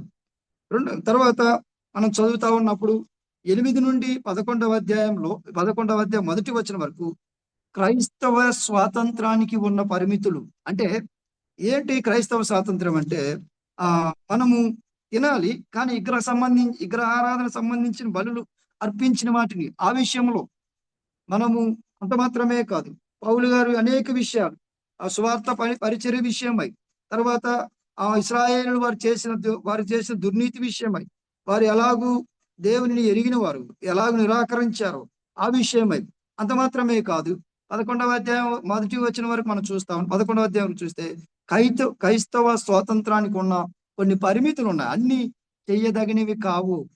మనం స్వతంత్రమును అయ్యాం క్రీస్తు రక్తము ద్వారా, కానీ అన్ని చేయదగినవి కావు అని తెలియపరుస్తూ 8వ అధ్యాయము నుండి 11వ అధ్యాయము 1వ వచనం వరకు పౌలు విషయాలని ప్రస్తావిస్తా ఉన్నాడు. తర్వాత 11వ అధ్యాయము 2వ వచనం నుండి 16వ వచనం వరకు ఆరాధన క్రమము, స్త్రీ ముసుగు వేసుకోవడం గురించి, స్త్రీ ముసుగు గురించి 11వ అధ్యాయం 2వ వచనం నుండి 16వ వచనం వరకు ఈ భాగాలు చూడం. తర్వాత 17వ వచనం నుండి 34వ వచనం వరకు ప్రభు బల్ల క్రమం అంటే ప్రభు రాత్రి భోజన విషయమై, ప్రభు బల్ల విషయమై, ఎలా నడుచుకోవాలో, ఎలా కొనసాగుతున్నారో, ఎలా నడుచుకోవాలో, ఎలా నడుచుకుంటే ఏమవుతుందో అంటే అవి రాయబడి ఉంటాయి. ఎలా నడిచారో, ఎలా నడవాలో, ఎలా నడుచుకుంటే ఏం జరుగుతుందో అక్కడ స్పష్టంగా పౌలు గారు ప్రభు బల్ల గురించి రాయడం జరిగింది. తర్వాత 12 నుంచి 14 అధ్యాయాలు చదువుతుంటే ఆత్మవరాలు లేదంటే కృపావరాలు. అక్కడ మనము 12వ అధ్యాయం 14 వచనం నుండి ప్రాముఖ్యంగా 12వ అధ్యాయంలోనే పౌలు గారు ప్రస్తావించాడు. వాటి విషయాలు కొనసాగింపుగా ఏవేమి, ఎలా, ఏంటి, ఎందుకు ఇవ్వబడ్డాయో, ఎవరు ఇస్తారు కృపావరాలు, వాటిని ఎలా ఉపయోగించాలి, ఎవరి కొరకు ఇవ్వబడ్డాయి అని పౌలు గారు ప్రస్తావిస్తూ 12, 14 అధ్యాయాల్లో స్పష్టంగా తెలియపరుస్తూ ఉంటాడు. తరువాత 15వ అధ్యాయాన్ని మనం చూస్తూ ఉన్నప్పుడు శరీర పునరుద్ధానం అంటే చనిపోయిన వారు మరలా పునరుద్ధరించబడతారు, మహిమ శరీరంతో తిరిగి లేస్తారు అనడానికి రుజువు ఎవరంటే మన ప్రభువైన యేసు క్రీస్తు వారే. ఆయన తిరిగి లేచాడు కదా, ఆయన నామమందు మనం విశ్వాసించాం కదా, తిరిగి మరలా కూడా మనం తిరిగి లేస్తాం. పునరుద్ధానం ఉంది. అక్కడ ఉన్నవారు ఏమంటారంటే పునరుద్ధానం లేదు అని చెప్తున్న క్రమంలో శరీర పునరుద్ధానం ఉంది అని పౌలు గారు ప్రస్తావిస్తూ నొక్కి చెబుతూ దానికి మాదిరిని ప్రభువైన యేసుక్రీస్తు వారిని చూపుతూ ఈ పత్రికను ఈ పత్రికల విభజనలో మనం చూడగలం. 16వ అధ్యాయంలో మనం చూస్తా ఉన్నప్పుడు ముగింపు మాటలుగా మనం చూడగలం. అంత మాత్రమే కాదు, మొదటి 6 అధ్యాయాలలో సమస్యలు, సలహాలు. ఇంకొక విభజన మనం చూస్తే మొదటి 6 అధ్యాయాల్లో సమస్యలు ఉంటాయి, సలహాలు ఉంటాయి. 7 నుంచి 16 అధ్యాయాల్లో సందేహాలు, సమాధానాలు. 3వ విభజన మనం చూస్తే మనకు రాయబడినట్లు 1 నుండి 4 అధ్యాయాల్లో ఐక్యత లేని విశ్వాసులు. ఇక్కడ మనం అదే చూస్తా ఉన్నాం. 10వ వచనం 11వ వచనంలో మొదటి అధ్యాయము ఆ భాగంలో మనం చూస్తున్నప్పుడు ఐక్యత లేని విశ్వాసులు. తర్వాత 8 నుండి 16 అధ్యాయాలు మనం చదువుతున్నప్పుడు అవమానకరమైన జీవితం కలిగిన విశ్వాసులు. ఐక్యత లేని విశ్వాసులు, అవమానకరమైన జీవితం కలిగిన విశ్వాసులుగా మనము చూడగలము. అయితే ఈ పత్రికలోని అధ్యాయాలను మన విభజనగా చేసి మనం ఒక్కొక్కటి ధ్యానం చేసి మనం ముగిద్దాం. రండి, మనము మొదటి అధ్యాయానికి మనం వెళ్ళిపోదాం. మనం ఏం చూసాము ఇంతవరకు అంటే ఎవరు రాశారు, ఎప్పుడు రాశారు, ఎక్కడి నుండి రాశాడు, గ్రంథ నేపథ్యం, గ్రంథ యొక్క ముఖ్య ఉద్దేశం, పట్టణ యొక్క ఉద్దేశం, గ్రంథ విభజన అంటే పత్రిక విభజన 1, పత్రిక విభజన 2 ఇంతవరకు మనం చూసాం. ఇప్పుడు మనము 8 అంటే పత్రికలోని అధ్యాయాల విభజన అది చూడబోతూ ఉన్నాం. మొదటి అధ్యాయం రండి. మొదటి అధ్యాయంని మనం చదువుతున్నప్పుడు సంఘములో అసమానత ఏంటి అంటే ఆ అసమానత ఏంటంటే మనం 12వ వచనం చదువుకోగలం. మీలో ఒకడు, నేను పౌలు. అదే ఒక అసమానత మాత్రమే కాదు, కొంతమంది జ్ఞానం కలిగిన వారని, తర్వాత సువార్తకు వ్యతిరేకంగా ప్రవర్తిస్తున్నవారు, కొంతమంది దేవునికి ఇంకొక అసమానత ఏంటంటే దేవుని పిలుపుకు లోబడిన వారు ఉన్నారు. చూద్దాం ఈ పత్రికలో ఏమిటో మనం కొద్దిగా ముందుకు వెళ్ళి కొనసాగుదాం. చూద్దాం. అక్కడ మొదటి అధ్యాయాన్ని చదువుతున్నప్పుడు సంఘములో అసమానత అని మనం చూడగలం. మొదటి 9 అధ్యాయాలలో పరిశుద్ధుల యొక్క గొప్పతనం. మొదటి 9 అధ్యాయాల్లో పరిశుద్ధుల యొక్క గొప్పతనం అంటే మీరు ఒకసారి 6వ వచనం చూస్తారా? 6వ వచనం చూస్తే 6వ వచనం చివరి భాగం, మొదటి అధ్యాయము 6వ వచనం చివరి భాగం చూస్తే సమస్త ఉపదేశములోను సమస్త జ్ఞానములోను ఐశ్వర్యవంత అంటే పరిశుద్ధుల యొక్క గొప్పతనం. మొదటి అధ్యాయం 2వ వచనంలో పరిశుద్ధులయ్యాం. రెండోది 7వ వచనంలో మనం చూస్తే ఐశ్వర్యవంతులమయ్యాం. దాంట్లో 7వ వచనంలో మనం చూస్తే ఏ కృపావరము లేక యేసు క్రీస్తు యొక్క ప్రత్యక్షత కొరకు ఎదురు చూచుతున్నాము. పరిశుద్ధులుగా తీర్చబడ్డాం, ఐశ్వర్యవంతులమయ్యాం. ఇప్పుడు ఆయన రాకడ కొరకు, ఆయన ప్రత్యక్షత కొరకు మన గొప్పతనం అది. లోకములో ఎవరికీ లేదంత భాగ్యం. ప్రభువైన యేసు క్రీస్తు నామమందు విశ్వాసమించిన క్రైస్తవులకే, పరిశుద్ధులకే ఈ గొప్ప ఆధిక్యత ఉంది. మొదటి అధ్యాయం అదే తెలియపరుస్తుంది. మొదటి 9 వచనాల్లో అదే తెలియపరుస్తుంది. మనకు గొప్ప ఆధిక్యత ఉంది. ఏమంటే ఇంకొకటి ఆధిక్యత ఏంటంటే 9వ వచనంలో మన ప్రభువైన యేసు క్రీస్తు అని తన కుమారుని సహవాసం. మనమంట ప్రభువైన యేసు క్రీస్తు వారితో సహవాసానికి పిలవబడ్డామంట. పరిశుద్ధులుగా పిలవబడ్డాం, ఐశ్వర్యవంతులుగా మెచ్చబడ్డాం. ఆయన ప్రభువైన యేసు క్రీస్తు ప్రత్యక్షత కొరకు ఎదురు చూస్తున్నాం.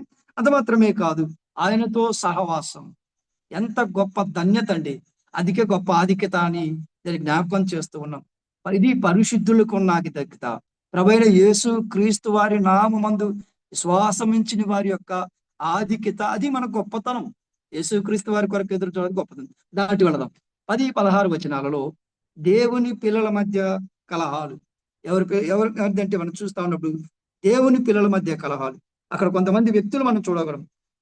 పౌలుని, నేను అపోల్లో వాడినని, మరి ఒకడు కేపా వాడినని, మరి ఇంకొకడు క్రీస్తు వాడినని చెప్పుకోవచ్చు. అంటే దేవుని పిల్లల మధ్య కలహాలు ఎప్పుడు వస్తాయంటే ఏకభావం లేనప్పుడు కలహాలు వస్తాయి. అదే పౌలు గారు చెప్తా ఉన్నాడు. ఏమని? 10వ వచనంలో, సహోదరులారా మీ అందరూ ఏకభావముతో మాట్లాడవలనని అంటూ కింద మీరు రాస్తూ అంటాడు, ఏక తాత్పర్యముతోను మీరు ఏక మనసుతోను ఏక తాత్పర్య. ఈ 10వ వచనంలో 3 సార్లు అంటాడు.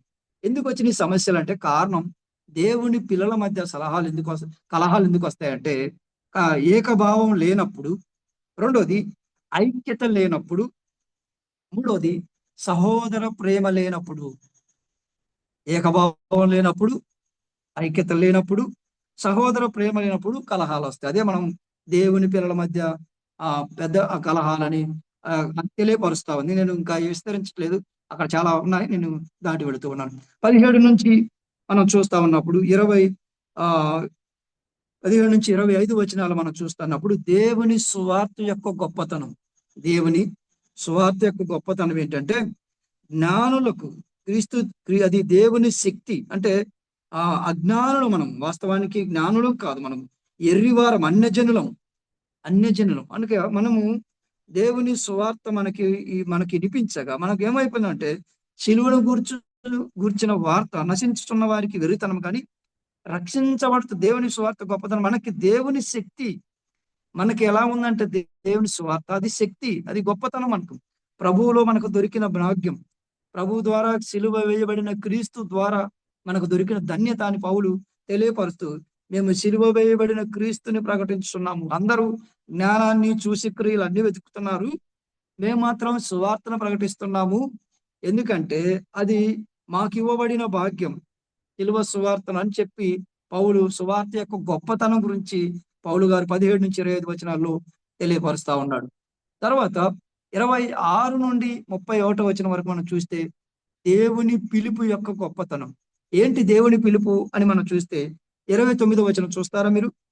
మనం చివరి భాగం మధ్యలో, బలవంతులైన వారిని సిగ్గుపరచుటకు లోకములో బలహీనులైన వారిని దేవుడు ఏర్పరచుకున్నాడు. దేవుని పిలుపు చూడండి, బలహీనులైన వారిని దేవుడు ఏర్పరచు. అంత మాత్రమే కాదు, ఎన్నికైన వారిని వ్యర్థం చేయుటకు లోకములో, మన పిలుపు ఎంత గొప్పదో చూడండి, నీచులైన వారిని, తృణీకరింపబడిన వారిని, ఎన్నిక లేని వారు. ఎవరు అంటే మన పిలుపు యొక్క గొప్పతనం చూడండి. దేవుడు ఏర్పరచుకుని ఉన్నాడు. ఎంత గొప్ప భాగ్యం దేవుడు మనకు అనుగ్రహించాడు. ఆ నీచులైన వారిని, తృణీకరింపబడినాడు, ఎన్నిక లేని వారు. దేవుని పిలుపు యొక్క గొప్పతనం. ఆ జ్ఞానులు ఎంచుకోలేదు, లోకంలో ఉన్న వారిని, బలమైన వారిని ఎంచుకోలేదు, కేవలం మనల్ని ఎంచుకున్నాడు. అది అన్ని తెలియపరుస్తూ పౌలు గారు ఈ మొదటి అధ్యాయాన్ని వివరిస్తూ ఉన్నాడు. మరలా జ్ఞాపకం చేస్తున్న మొదటి అధ్యాయాన్ని మొదటి 9 వచనాలలో పరిశుద్ధుల యొక్క గొప్పతనం, 10-16 వచనాలలో మనం చూస్తా ఉన్నప్పుడు దేవుని పిల్లల మధ్య కలహాలు, 17 నుంచి 25 వచనాల్లో చూస్తున్నప్పుడు దేవుని సువార్త యొక్క గొప్పతనం, 26 నుంచి 31 వచనాల్లో చూస్తున్నప్పుడు దేవుని పిలుపు యొక్క గొప్పతనం. దాటి వలన 2వ అధ్యాయానికి మనము ప్రవేశిద్దాం. 2వ అధ్యాయాన్ని మనం చదువుతున్నప్పుడు సంఘములో ఉండవలసిన సేవకుని బోధ, ప్రతి సంఘములో ఉండవలసిన బోధ, ఒకవేళ బాధ్యత కలిగిన వారైనా కావచ్చు, వాస్తవం మనం చదువుతున్నప్పుడు సంఘములో ఉండవలసిన బోధకుని బోధ, లేకపోతే సేవకుని బోధ, లేకపోతే బోధించవలసిన వారి బోధ, అలాగనే మనం దీన్ని టైటిల్ గా మనం పెట్టుకోవచ్చు. ఒక సేవకునే కాదు, ఆ బోధించవలసిన వారి బోధని కూడా మనము ఉచ్చరించవచ్చు. దాటి చూద్దాం. మొదటి 5 వచనాల్లో సంఘములో బోధించవలసిన సువార్త ప్రమాణం, సంఘములో బోధించవలసిన సువార్త ప్రమాణం ఏంటి అంటే సిలువ వేయబడిన క్రీస్తును ప్రకటించాలని దేవుని శక్తిని ఆధారం చేసుకుని సంఘంలో చెప్పాలంటే మనము బయటికి వెళ్ళినా కానీ సిలువ వేయబడిన క్రీస్తును ప్రకటించాలి. అది దేవుని శక్తిని, మనం మానవుల శక్తి కాదు, ఆ డబ్బుని కాదు, లేకపోతే ప్రజలను కాదు, లేకపోతే ఇంకా లోకంలో సంబంధించిన వాటికి కాదు. మన జ్ఞానాన్ని ఉపయోగించవద్దు. పౌలు గారు అదే చెప్తున్నారు. వాక్చాతుర్యం కాదు, జ్ఞానాన్ని కాదు, లేకపోతే మర్మమై ఉన్న వాటిని ఏదో సంఘం సువార్త ఏదో మనుషులకు అర్థం కాని విధంగా కాదు. ఎలాగంటే దేవుని శక్తిని ఆధారం చేసుకొని ప్రకటించాలి. మూడోది, దేవుని జ్ఞానాన్ని ఆధారం చేసుకొని ప్రకటించాలి. దేవుని మహిమ కొరకు ప్రకటించాలి. సంఘంలో బోధించవలసిన సువార్త ఏంటంటే సిలువ వేయబడిన క్రీస్తుని ప్రకటించాలి అని జ్ఞాపకం చేయాలి.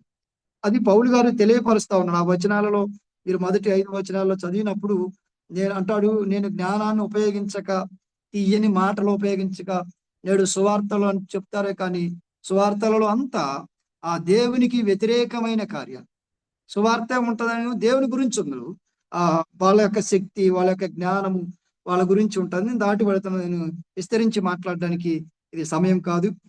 6 నుంచి 11 వచనాల్లో మనం చదువుతూ ఉన్నప్పుడు, మనం ధ్యానం చేస్తూ ఉన్నప్పుడు సంఘము బోధించవలసిన బోధక్రమం, సంఘములో బోధించవలసిన సువార్త ప్రమాణం మొదటి 5 వచనాలు. సంఘములో బోధించవలసిన బోధక్రమం ఏంటి అంటే పరసంబంధమైన జ్ఞానముతోనే బోధించాలి. అదే పౌలు గారు 6వ వచనంలో తెలియపరుస్తా ఉన్నాడు. 7వ వచనంలో ఉంటాడు, చూడ మాట చదువుతాను. దేవుని జ్ఞానము మర్మమైనట్టుగా బోధించుచున్నాము, ఈ జ్ఞానము మరుగై ఉండెను. అంటే పౌలు గారు సంఘములో బోధించవలసిన బోధక్రమాన్ని పరసంబంధమైన జ్ఞానంతో బోధించాలి. మర్మమైన బోధ ఏంటంటే ఆ మర్మము క్రీస్తే, ఇంకే మర్మాలు లేవు. వాస్తవానికి మర్మాలు ఉన్నాయి, అవి అంటాం. ఒకే ఒక మర్మం ఉంది. అన్ని మర్మాలు దేవుడు బయలుపరుస్తా ఉన్న ఒకే ఒక మర్మం, అదే ప్రభు అయిన యేసు క్రీస్తు వారి యొక్క 2వ రాకడ. అదే మర్మం. అన్ని దైవ గ్రంథంలో దేవుడు స్వీకరించి క్లుప్తంగా మనకి రాసి ఉంచాడు. వాటిని చదవక, మనకు తెలియక, నేర్చుకోక మనం ఏమంటే అది మర్మం గంట. ఆ మర్మము ఎవరంటే ప్రభు అయిన యేసు క్రీస్తునే ప్రకటించాలి. మర్మాల గురించి కాదు, మన మర్మాల జీవితాన్ని గురించి కాదు ప్రకటించాల్సింది. నేను క్రీస్తును ప్రకటిస్తానని చెప్పి అదే పౌలు గారు ఈ 6వ అధ్యాయం 11వ వచనాల వరకు తెలియపరుస్తా ఉన్నాడు. 12 నుండి 16 వచనాలు మనం చూస్తా ఉన్నప్పుడు సంఘము పొందిన ఆత్మ ప్రమాణం, అదే పౌలు గారు అంటే ఆత్మ సంబంధమైన 12 నుంచి మనం చదువుతున్నప్పుడు ఒకసారి 13వ వచనం చదువుతాను చూడండి. మనుష్య జ్ఞానము నేర్పు మాటలతో గాక ఆత్మ సంబంధమైన సంగతులతో సరిచూచుచు ఆత్మ నేర్పు మాటలతో వీటి గురించి మేము బోధించుచున్నాము. ప్రకృతి సంబంధమైన మనుషుడు దేవుని ఆత్మ విషయములను అంగీకరింపడు. అంటే దేవుని వద్ద నుండి వచ్చిన ఆత్మను మనం పొంది ఉన్నాం. పరలోకములో నుండి ఆ తండ్రి వద్ద నుండి పంపబడిన పరిశుద్ధాత్మ మనం పొంది ఉన్నాము. దేవుని సంగతులను తెలియజేయడానికే ఎందుకు మనకి పరిశుద్ధాత్మ అంటే నడిపించడానికి, ఆ దేవుని సంగతులు మనకు తెలియపరచడానికి, బోధించడానికి, క్రమపరచడానికి, హెచ్చరించడానికి, ఇక అనేక విషయాల్లో దేవుని ఆత్మ మనలో ఉంది. సంఘము పొందిన ఇది ఆత్మ ప్రమాణాన్ని గుర్తించుకోవాలి. మనలో నివసిస్తూ ఉంది. దేవుని ఆత్మ మనలో నివసిస్తూ ఉంది. దేవుని మనస్సు మనకు తెలియాలంటే దేవుని ఆత్మ మనలో పనిచేస్తున్నప్పుడు, ఆ దేవుని ఆత్మ మనం ఎప్పుడైతే లోబడతామో, దేవుని ఆత్మ పరిశుద్ధాత్మ మనం ఎప్పుడైతే లోబడి మనం కొనసాగుతామో, దేవుని యొక్క మనస్సు మనకు తెలుస్తా ఉంది.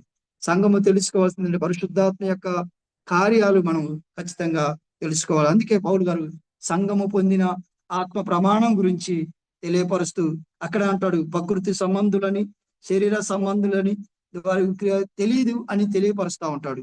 అందుకని దాటి వెళదాం.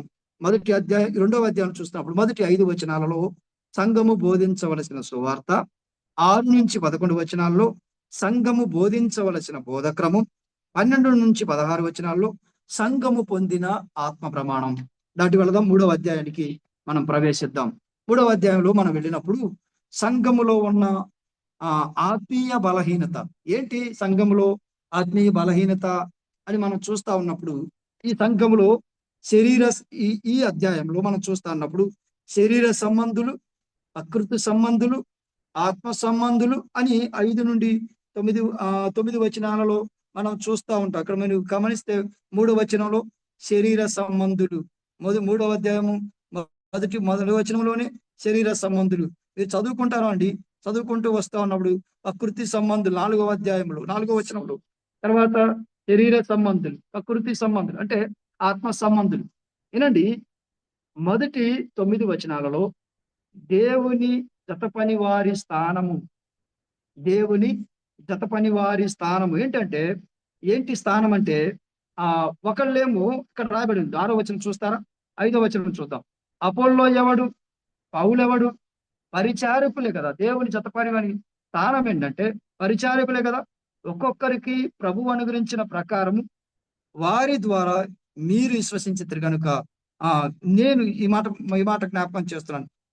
నేను నాటి తిని, అపోల్లో నీళ్లు పోసెను, వృద్ధి కలుగు చేయువాడు దేవుడే. కాబట్టి దేవుని జత పని వారి యొక్క స్థానం ఏంటంటే నాటటం, తర్వాత పరిచారం చేయడం, నాటటం, నీళ్లు పోసేవారు, వృద్ధి చేసేవారు ఎవరు? దేవుడే. కాబట్టి ఎవరి స్థానాలు వారు గుర్తించండి అని పౌలు ఎవరి స్థానాన్ని వాళ్ళు గుర్తించకపోవడం ద్వారా సమస్యలు ఉన్నాయి. దేవుని వ్యవసాయమును దేవుని గృహమునై మనం ఉన్నాము. కాబట్టి దేవుని పనివారమై, జత పనివారమై ఉన్నాం.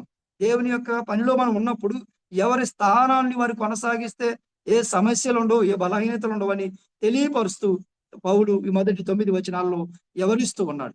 10 నుండి 15 వచనాలు చూస్తే, మీరు పని చేస్తారు కదా, మీరు పని చేసినప్పుడు మీ పనికి జీతం వస్తుంది. అదే మాట మనం చూడగల 14 వచనం చూస్తే, పునాది మీద ఒకడు కట్టిన పనిని నిలిచిన ఎడల వాడు జీతము పుచ్చుకొనును. 10-15 వచనాల్లో మనం చూస్తా ఉన్నప్పుడు ఒకని పనిని కాల్చివేయబడిన అంటే క్రీస్తు ప్రతి పని ఎవరైతే చేస్తారో దేవుని పని, వారందరికీ సంఘములో ఉన్న ప్రతి ఒక్కరికి వారి వారి పనిని బట్టి ఫలితం అనగా జీతం ఉంటుంది. అదే పౌలు గారు ప్రస్తావిస్తారు. మన పని పరీక్షింపకుండా ఫలితం ఉండదు. మన పని పరీక్షింపకుండా మనకి జీతం ఉండదు. మన పని పరీక్షింపకుండా బహుమానాలు ఉండవు. అదే పౌలు గారు తెలియపరుస్తా ఉంది. మనకు తప్పకిస్తాడు. ఎప్పుడు? క్రీస్తు అనే పునాది మీద నిలిచినప్పుడు, మన పని పరీక్షింపబడినప్పుడు ఖచ్చితంగా ఆయన జీతాన్ని ఇస్తాడని తెలియపరుస్తా ఉన్నాడు. 16 నుండి 23 వచనాలు మనం చూస్తా ఉన్నప్పుడు 16 నుండి 23 వచనాలు చూస్తా ఉన్నప్పుడు దేవుని ఆలయం ఉండవలసిన విధానం. దేవుని ఆలయం ఎవరు? మనం అక్కడ రాయబడి ఉంది. మీరేని 16 వచనం మనం చూడగలం. దేవుని ఆత్మ మీలో నివసించుతున్నాడని మీరు ఎరగరా అంటే, దేవుని ఆలయం ఎలా ఉండాలి అంటే పరిశుద్ధమై ఉండాలి. 17 వచనంలో మనం చూడగలం, పరిశుద్ధమై ఉన్నది అని రాయబడి ఉంది. అంటే దేవుని ఆలయం, మన శరీరము, మన దేహము ఎలా ఉండాలి? పరిశుద్ధమై ఉండాలి. అలా అంత మాత్రమే కాదు, మనమే దేవుని ఆలయం అంటున్నాడు. దేవుని ఆలయం అంటాడు, పరిశుద్ధంగా ఉండాలంటాడు. ఇంకో మాట అంటాడు, మనమే దేవుని ఇల్లు అంటాడు. ఆలయము, ఇల్లు అంత మాత్రమే కాదు, ఆ దేవుని యొక్క సన్నిధి, అలాగే దేవుని యొక్క గృహము పరిశుద్ధమై ఉండాలి, యథార్థంగా ఉండాలి. ఇంకొక మాటగా తెలియపరుస్తూ యథార్థముగా ఉండాలి, అతిశయము లేని వారై ఉండాలి. తర్వాత మీరు ఆ వచనాల్లో చూస్తే, మీరు 20 వచనం 3వ అధ్యాయం 20 వచనంలో చూస్తే ఒక రాయబడి ఉంది. ఏమని అంటే 21వ వచనం, కాబట్టి ఎవడను మనుషుల యందు అతిశయింపకూడదు. 20వ వచనంలో 2వ భాగం, జ్ఞానుల యోచనలు వ్యర్థములని ప్రభువుకు తెలియను. ఈ భాగం కీర్తనల గ్రంథము 94వ కీర్తన 11వ చరణంలో మనం చూడగలం. అతిశయించేవాడు దేవుని యందు అతిశయించాలని అక్కడ మనం చూడగలం. పిల్లరా, ఇక్కడ మనం చూస్తా ఉన్నప్పుడు యథార్థంగా దేవుని ఆలయము ఎట్లా ఉండాలంటే పరిశుద్ధమై ఉండాలి. దేవుని ఆలయము మనమే, దేవుని ఇల్లు మనమే, యథార్థంగా ఉండాలి, అతిశయం లేనిదై ఉండాలి. అది మనము 3వ అధ్యాయంలో చూస్తూ ఉన్నాం. 4వ అధ్యాయానికి వెళ్ళిపోదాం. 4వ అధ్యాయం చూద్దాం. ఆ 4వ అధ్యాయాన్ని మనం చదువుతున్నప్పుడు సంఘములో సేవకుడు ఉండవలసిన పోలిక, లేకపోతే ఒక బోధకుడు ఉండవలసిన పోలిక, అది మనం చూస్తా ఉన్నాం.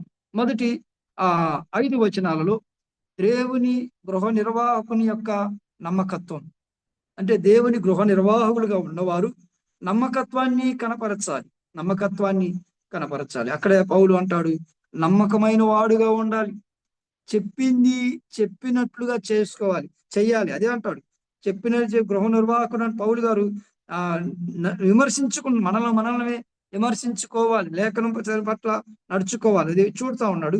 పౌలు ఏమంటాడు చూద్దాం, 4వ అధ్యాయం 4వ వచనంలో, నా యందు నాకు ఏ దోషము కానరాదు, అయినను ఇందువల్ల నీతిమంతుడుగా వెంచబడను, నన్ను విమర్శించువాడు ప్రభువే.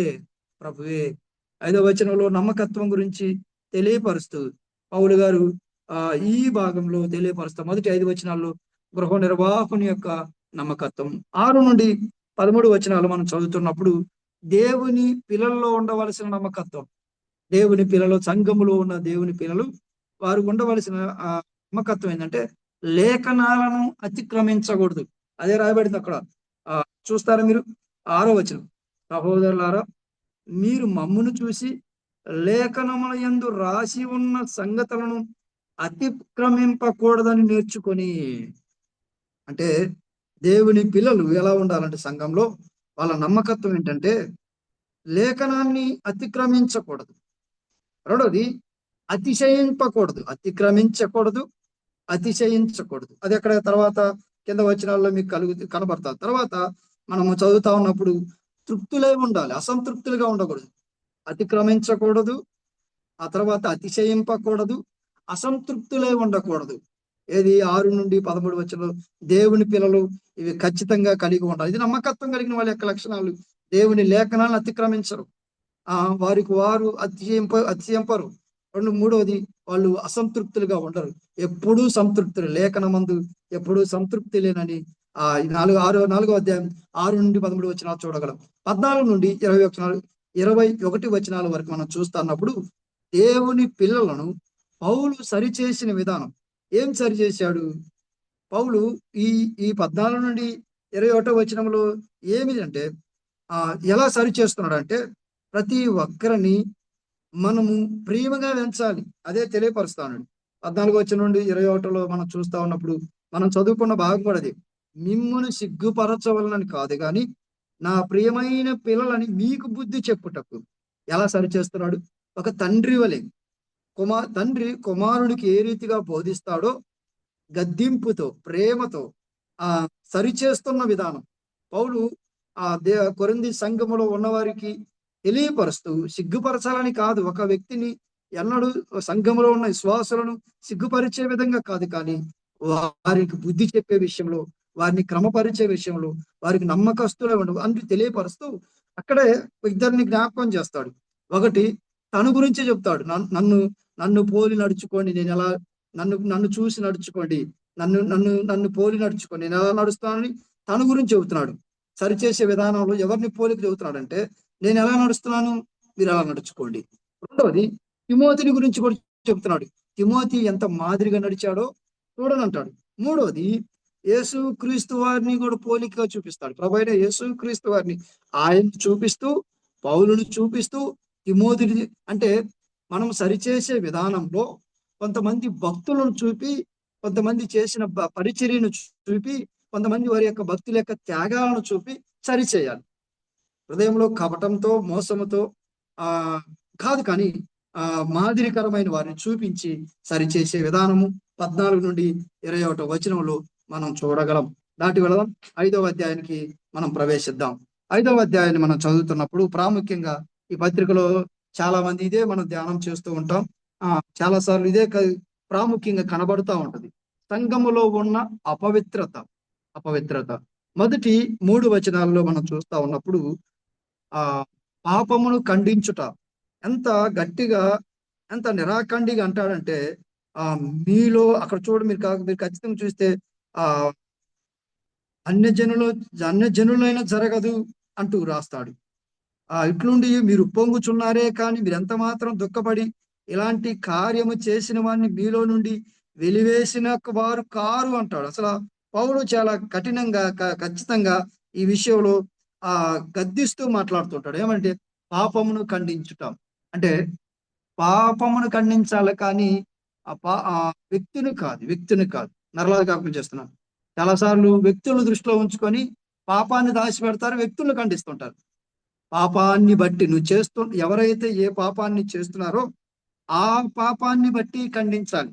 ఎవరైతే ఏ దుష్కార్యాల మధ్య, ఏ చెడ్డ కార్యాల మధ్య, చెడ్డ తలంపుల మధ్య కొనసాగుతున్నారో దానిని బట్టి గద్దించాలి తప్ప ఆ వ్యక్తిగతమైన దురాలోచనలతో మనం ఎన్నడూ గద్దించు. పాపాన్ని బట్టి పాపమును వెలివేయాలి, అంతేగాని మనుషులను కాదు.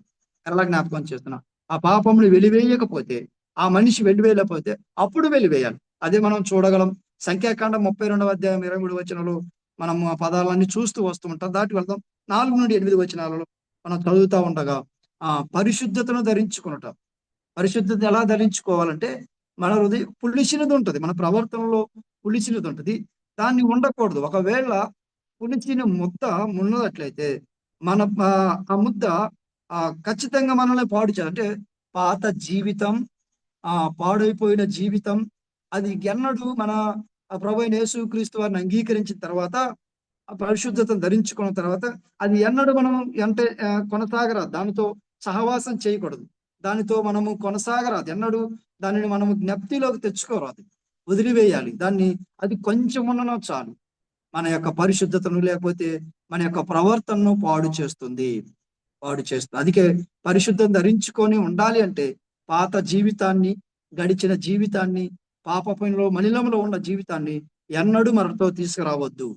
అది కొంచెం ఉన్నా చాలు మనము ఆ పరిశుద్ధతని కోల్పోయి, అంటే పాపంలో పడవేయబడే అవకాశాలు ఉంటాయి. అదే తెలియపరుస్తూ క్రీస్తు పస్కా బలిని జ్ఞాపకం చేస్తూ ప్రభు గురించి పౌలు గారు ఈ విషయాన్ని తెలియపరుస్తారు. శరీర విషయాలను మీరు చంపివేయండి, నశించుటకై తెలియజేస్తూ మీరు అతిశయపడవద్దు. ఎందుకంటే శరీర సంబంధంగా కొంత మలినం ఉంటాయి, వాటిని బట్టి మీరు పాపంలో పడిపోయే అవకాశం ఉంది. కాబట్టి మీరు క్రీస్తు పశువును జ్ఞాపకం చేస్తూ, ఉదింపబడిన జ్ఞాపకం చేస్తూ, పశువును కూడా జ్ఞాపకం, పరిశుద్ధులైన ప్రభువైన యేసుక్రీస్తు వారిని కూడా జ్ఞాపకం చేస్తూ ఉంటాడు. 9 నుండి 13 వచనాల్లో మనం చూస్తా ఉన్నప్పుడు పాపము నుండి జాగ్రత్త పడుట ఎలా ఉండాలో పౌలు అంటాడు. 9వ వచనంలో, జారులతో సాంగత్యము చేయవద్దని నా పత్రికలో మీకు రాసి ఉంటాయి. జాగ్రత్తలు చూడండి. పౌలు తన కుమారులకు, తన సొంత ఒక తండ్రి ఒక సొంత కుమారుడికి ఎలాగూ జాగ్రత్తలు తెలియపరుస్తాడు, కొరింథీలో ఉన్న సంఘంలో ఉన్న ఆ సమస్యకి ఎలాంటి పరిష్కారం చూపుతున్నావు చూడండి. ఇక ఒకవేళ ఉన్నవారు ఎలా ఉండాలో, ఒకవేళ ఎలా తెలుసుకోవాలో, ఎలా నడుచుకోవాలో పౌలు ఎలా జాగ్రత్త చూడండి. పాపం నుండి జాగ్రత్త పడాలంటే ఇంకా ఈ లోకపు జారులతోనైనా, లోబులతోనైనను, దోచుకుని వారితోనైనను, విగ్రహారాధికులతోనైనను ఏ మాత్రము సాంగత్యము చేయవద్దని కాదు. అలాగైతే మీరు లోకం నుండి వెళ్ళిపోవచ్చును కదా. లోకం ఇప్పుడైతే సహోదరు చదువుతా ఉన్నప్పుడు చాలా కఠినంగా, చాలా పౌలు గారు ఎలా ఉండాలో తెలియపరుస్తూ ఉంటాడు. తర్వాత మీరు చదువుకోండి, మీరు చదివి ఉన్నారు, ఇంకా దేవుడు ఇంకా అనేకమైన మాటలు మీకు బయలుపరుస్తారు. పాపం నుండి జాగ్రత్త పడు. 6వ అధ్యాయానికి మనం ప్రవేశిద్దాం. 6వ అధ్యాయాన్ని మనం చదువుతూ ఉన్నప్పుడు మనము సంఘములో ఉన్న వ్యాజ్యమునకు లోకాన్ని ఆశ్రయించటం, సంఘములో ఉన్న సమస్య లేకపోతే వ్యాజ్యము, లోకాన్ని ఆశ్రయించటం. మొదటి 7 వచనాలు మనం చూస్తా ఉన్నప్పుడు పరిశుద్ధులలో వ్యాజ్యపు లోపము. పరిశుద్ధులలో వ్యాజ్యపు లోపం అంటే మనకి సంబంధించిన ఉదాహరణకి ఆదికాండము 13వ అధ్యాయంలో మన వెరుగుదుము అబ్రహామును లోతులు. వాస్తవానికి అబ్రహాము లోతుల మధ్య ఎటువంటి సమస్య లేదు, కానీ అబ్రహాము లోతుల యొక్క కాపరుల మధ్య సమస్య ఉంది. ఆ సమస్య ఉన్నప్పుడు వారిద్దరే అబ్రహాము గారు అలాగే లోతు వాళ్ళే పరిష్కరించుకున్నారు. నువ్వు ఏ దిశగా వెళతావో నువ్వు వెళ్ళు, నేను నీకు వ్యతిరేక దిశలో, అంటే నీ ఇష్టం, నువ్వు ఏ దిశగా వెళ్తావో అటు వెళ్ళిపోను. ఎందుకంటే మన యొక్క సంపద విస్తరించింది, మన యొక్క ఆస్తి విస్తరించింది, కాబట్టి నీకు ఇష్టమైన స్థలానికి వెళ్ళిన అబ్రహాం గారు వాళ్ళిద్దరు సమస్యను పరిష్కరించుకున్నారు. అలాగే సంఘములో పరిశుద్ధుల మధ్య ఉన్న సమస్యను మనము పరిష్కరించుకోవాలి. లోకాన్ని ఆశ్రయించకూడదు. మిక్కిలి అల్పమైన సంగతుల గురించి, చిన్న చిన్న విషయాలు కూడా మన లోకాన్ని ఆశ్రయించకూడదు అని పౌలు గారు మొదటి 7 వచనాలలో తెలియపరుస్తున్నాడు. పరిశుద్ధులో లోపం ఉంటది. ఒకవేళ లోపం ఉన్నా మీలోనే మీరు తీర్పు తీర్చుకోండి, మీలోనే మీరు దాని గురించి మాట్లాడుకోండి, అంతేకాని లోకం దగ్గరికి వెళ్ళొద్దు అని తెలియపరుస్తున్నాడు. తర్వాత 8 నుంచి 11 వచనాలు మనం చూస్తా ఉన్నప్పుడు పరిశుద్ధులుగా తీర్చబడిన విధానం. ఎలాగూ మీరు పరిశుద్ధులుగా తీర్చబడ్డారో 8వ వచనం మనం చదువుతున్నదైతే 9వ వచనం నుండి మనం చదువుతా ఉన్నప్పుడు చివరి 11వ వచనంలో ప్రభువైన యేసు క్రీస్తు నామమున మన దేవుని ఆత్మయందును మీరు కడగబడి పరిశుద్ధపరచబడిన వారై నీతిమంతులుగా తీర్చబడిరి. మనము చదువుతాము రోమిలి రాసిన పత్రిక 3వ అధ్యాయము 24వ వచనంలో కూడా మనం ఆ పదాన్ని చూడగలం. మనం ఎలా నీతిమంతులుగా అయ్యామో అక్కడ కూడా రాయబడింది కదా, మనం ఎరుగుదము. కాబట్టి నమ్మువారు ఆయన కృపచేతనే క్రీస్తు యేసునందలి విమోచనము ద్వారా ఉచితముగా నీతిమంతులని తీర్చబడుచున్నారు. ఎలా నీతిమంతులుగా తీర్చబడుతున్నారంటే యేసు క్రీస్తు రక్తము ద్వారా ఉచితంగా నీతిమంతులుగా తీర్చబడుతున్నారు. ఆ విషయాన్నే పౌలు ఈ 6వ అధ్యాయంలో ప్రస్తావిస్తూ అన్ని విషయాలన్నీ తెలియపరుస్తూ ఆ విషయాలను ప్రస్తావిస్తూ ముందుకి కొనసాగుతూ ఉన్నాడు. తర్వాత 12 నుంచి మనం చూస్తా ఉన్నప్పుడు 12 నుంచి 20 వచనాలలో పరిశుద్ధులు కొనబడిన విధానం, తీర్చబడిన విధానం, కొనబడిన విధానం. మనము పేతురు రాసిన మొదటి పత్రిక మనం ఎలా కొనబడ్డామో మనం స్పష్టంగా అనేక సార్లు మనం చూస్తూ ఉంటాం. మొదటి అధ్యాయం 19వ వచనంలో అమూల్యమైన రక్తము చేత అనగా క్రీస్తు యేసు అనగా అమూల్యమైన రక్తం చేత అనగా నిర్దోషమును నిష్కలంకనమును గొర్రె పిల్ల వంటి క్రీస్తు రక్తము చేత విమోచింపబడితిరని మీరు ఎరుగుదురు కదా. పరిశుద్ధులు కొనబడే విధానం అంటే ఏంటంటే అమూల్యమైన రక్తం చేత మనం కొనబడిన వారము. ఆ విషయాన్ని పౌలు ప్రస్తావిస్తూ మీరు ఎలా ఉండాలి, అన్ని చేయదవిని స్వతంత్రం ఉంది కానీ అన్ని చేయదవిని కావు అని చెబుతూ భోజన పదార్థ విషయాలలో ప్రభువు తిరిగి ఎలా లేపబడ్డాడో ఆ విషయాలన్నిటినీ ప్రస్తావిస్తూ శరీరాన్ని ఎలా కాపాడుకోవాలో, శరీరాన్ని ఎలా మనము కాపాడుకోవాలో ఆ విషయాలను ప్రస్తావిస్తూ 12 నుండి 20 వచనాలలో చివరికి అంటాడు 20 వచనంలో ఇలువ పెట్టి పొడబడిన వారు గనుక మీ దేహముతో మీరు దేవుని మహింపరచుడి. పేతురు రాసిన మొదటి పత్రిక 1వ అధ్యాయంలో మనం చూస్తే ఇక్కడ కూడా అదే పదం మనం చూడగలం. మనము ఇలువ పెట్టి కొనబడిన మనం ఎలాగంటే క్రీస్తువే గొర్రెపిల్ల వంటి క్రీస్తు రక్తము చేత కొనబడిన వారు. కాబట్టి పరిశుద్ధులకు ఎలా కొనసాగాలో 12 నుంచి 20 వచనాల్లో మనం చూడగలం. 7వ అధ్యాయానికి మనం ప్రవేశిద్దాం. 7వ అధ్యాయం మనం చదువుతా ఉన్నప్పుడు సంఘములో సందేహాలకు సేవకుని సమాధానం. సంఘములో కొన్ని సందేహాలు, అందుకే పౌలు గారికి ఈ పత్రిక రాశారు. పౌలు గారు ఈ పత్రిక వాళ్ళకి ఎవరి సమస్య రాశారు, ప్రశ్న రాస్తే పౌలు గారు సమాధానం ఇస్తా ఉన్నాడు. సంఘములో సందేహాలకు బాధ్యత కలిగిన వారి సమాధానం, లేకపోతే సేవకుని సమాధానం, లేకపోతే వాక్యోపదేశకుల సమాధానం, ఏమైనా మనము అంశంగా తీర్చుకోవచ్చు. మొదటి 9 వచనాలలో అక్కడ చూడగలం. మొదటి 9 వచనాలలో ఆయన ఏం చెబుతున్నాడంటే వివాహం చేసుకునే వారికి సలహా ఇస్తా ఉంటాడు. ఏమని, మీకు సొంత జారత్వం జరగకుండా ఉండాలంటే వివాహం చేసుకునే వారికి సలహా ఇచ్చాడంటే జారత్వము జరగకుండా ఉండాలంటే వివాహం చేసుకోండి. ఆ మాట పౌలు గారు తెలియపరుస్తుంది. భార్య భర్తకి దేహం మీద, భర్త దేహం మీద భార్యకు, భార్య దేహం మీద భర్తకు అధికారం ఉంది అని తెలియపరుస్తూ అవి చాలా స్పష్టంగా పౌలు గారు మొదటి 9 వచనాలలో సలహాలు ఇస్తా ఉన్నాను. నేను అన్ని విస్తరించను కాబట్టి నేను జ్ఞాపకం చేస్తా ఉన్నాను. 10 నుండి 16 వచనాలలో వివాహం చేసుకున్న వారికి సలహా. అక్కడ మీరు గమనిస్తే భార్యను అంటే భార్యను ఎడవనాడకూడదు, భర్తను ఎడవనా అని పాత నిబంధన లేఖనాలు తెలియజేస్తూ అవిశ్వాసి భర్త అయినా విశ్వాసి అని చాలా స్పష్టంగా వివాహం చేసుకున్న వారికి కూడా సలహా ఇస్తా ఉన్నాడు. వ్యభిచార కారణాన్ని బట్టి తప్ప మీరు ఆమెను ఎడనాడకూడదు అని చాలా స్పష్టంగా తెలియపరుస్తూ పిల్లల విషయాల్లో కూడా తెలియపరుస్తూ. అయితే 17 నుంచి 24 వచనాల్లో మనం చూస్తా ఉన్నప్పుడు వివాహం అయిన వారికి కాని వారికి, ఇద్దరు కలిపి అయిన వారికి కాని వారికి సలహా ఇస్తా ఉంటాడు అన్నమాట. ఏమని అక్కడంటే ఒకసారి మీరు చదువుతా ఉన్నప్పుడు 18వ వచనం చదవండి, తర్వాత 20వ వచనం చదవండి. మీరు 21వ వచనం చదువుతున్నప్పుడు చాలా స్పష్టంగా వివాహం అయిన వారికి కాని వారి సలహాలు అక్కడ మనం చూడగలం. తర్వాత 25 నుండి 35వ వచనం వరకు మనం చదువుతున్నప్పుడు వివాహ జీవితం కొనసాగుతున్న వారికి సలహా. వివాహ దాంపత్య జీవితంలో కొనసాగుతూ ఉన్న వారికి పౌలు గారి యొక్క సలహాలు ఇస్తా ఉంటాడనమాట.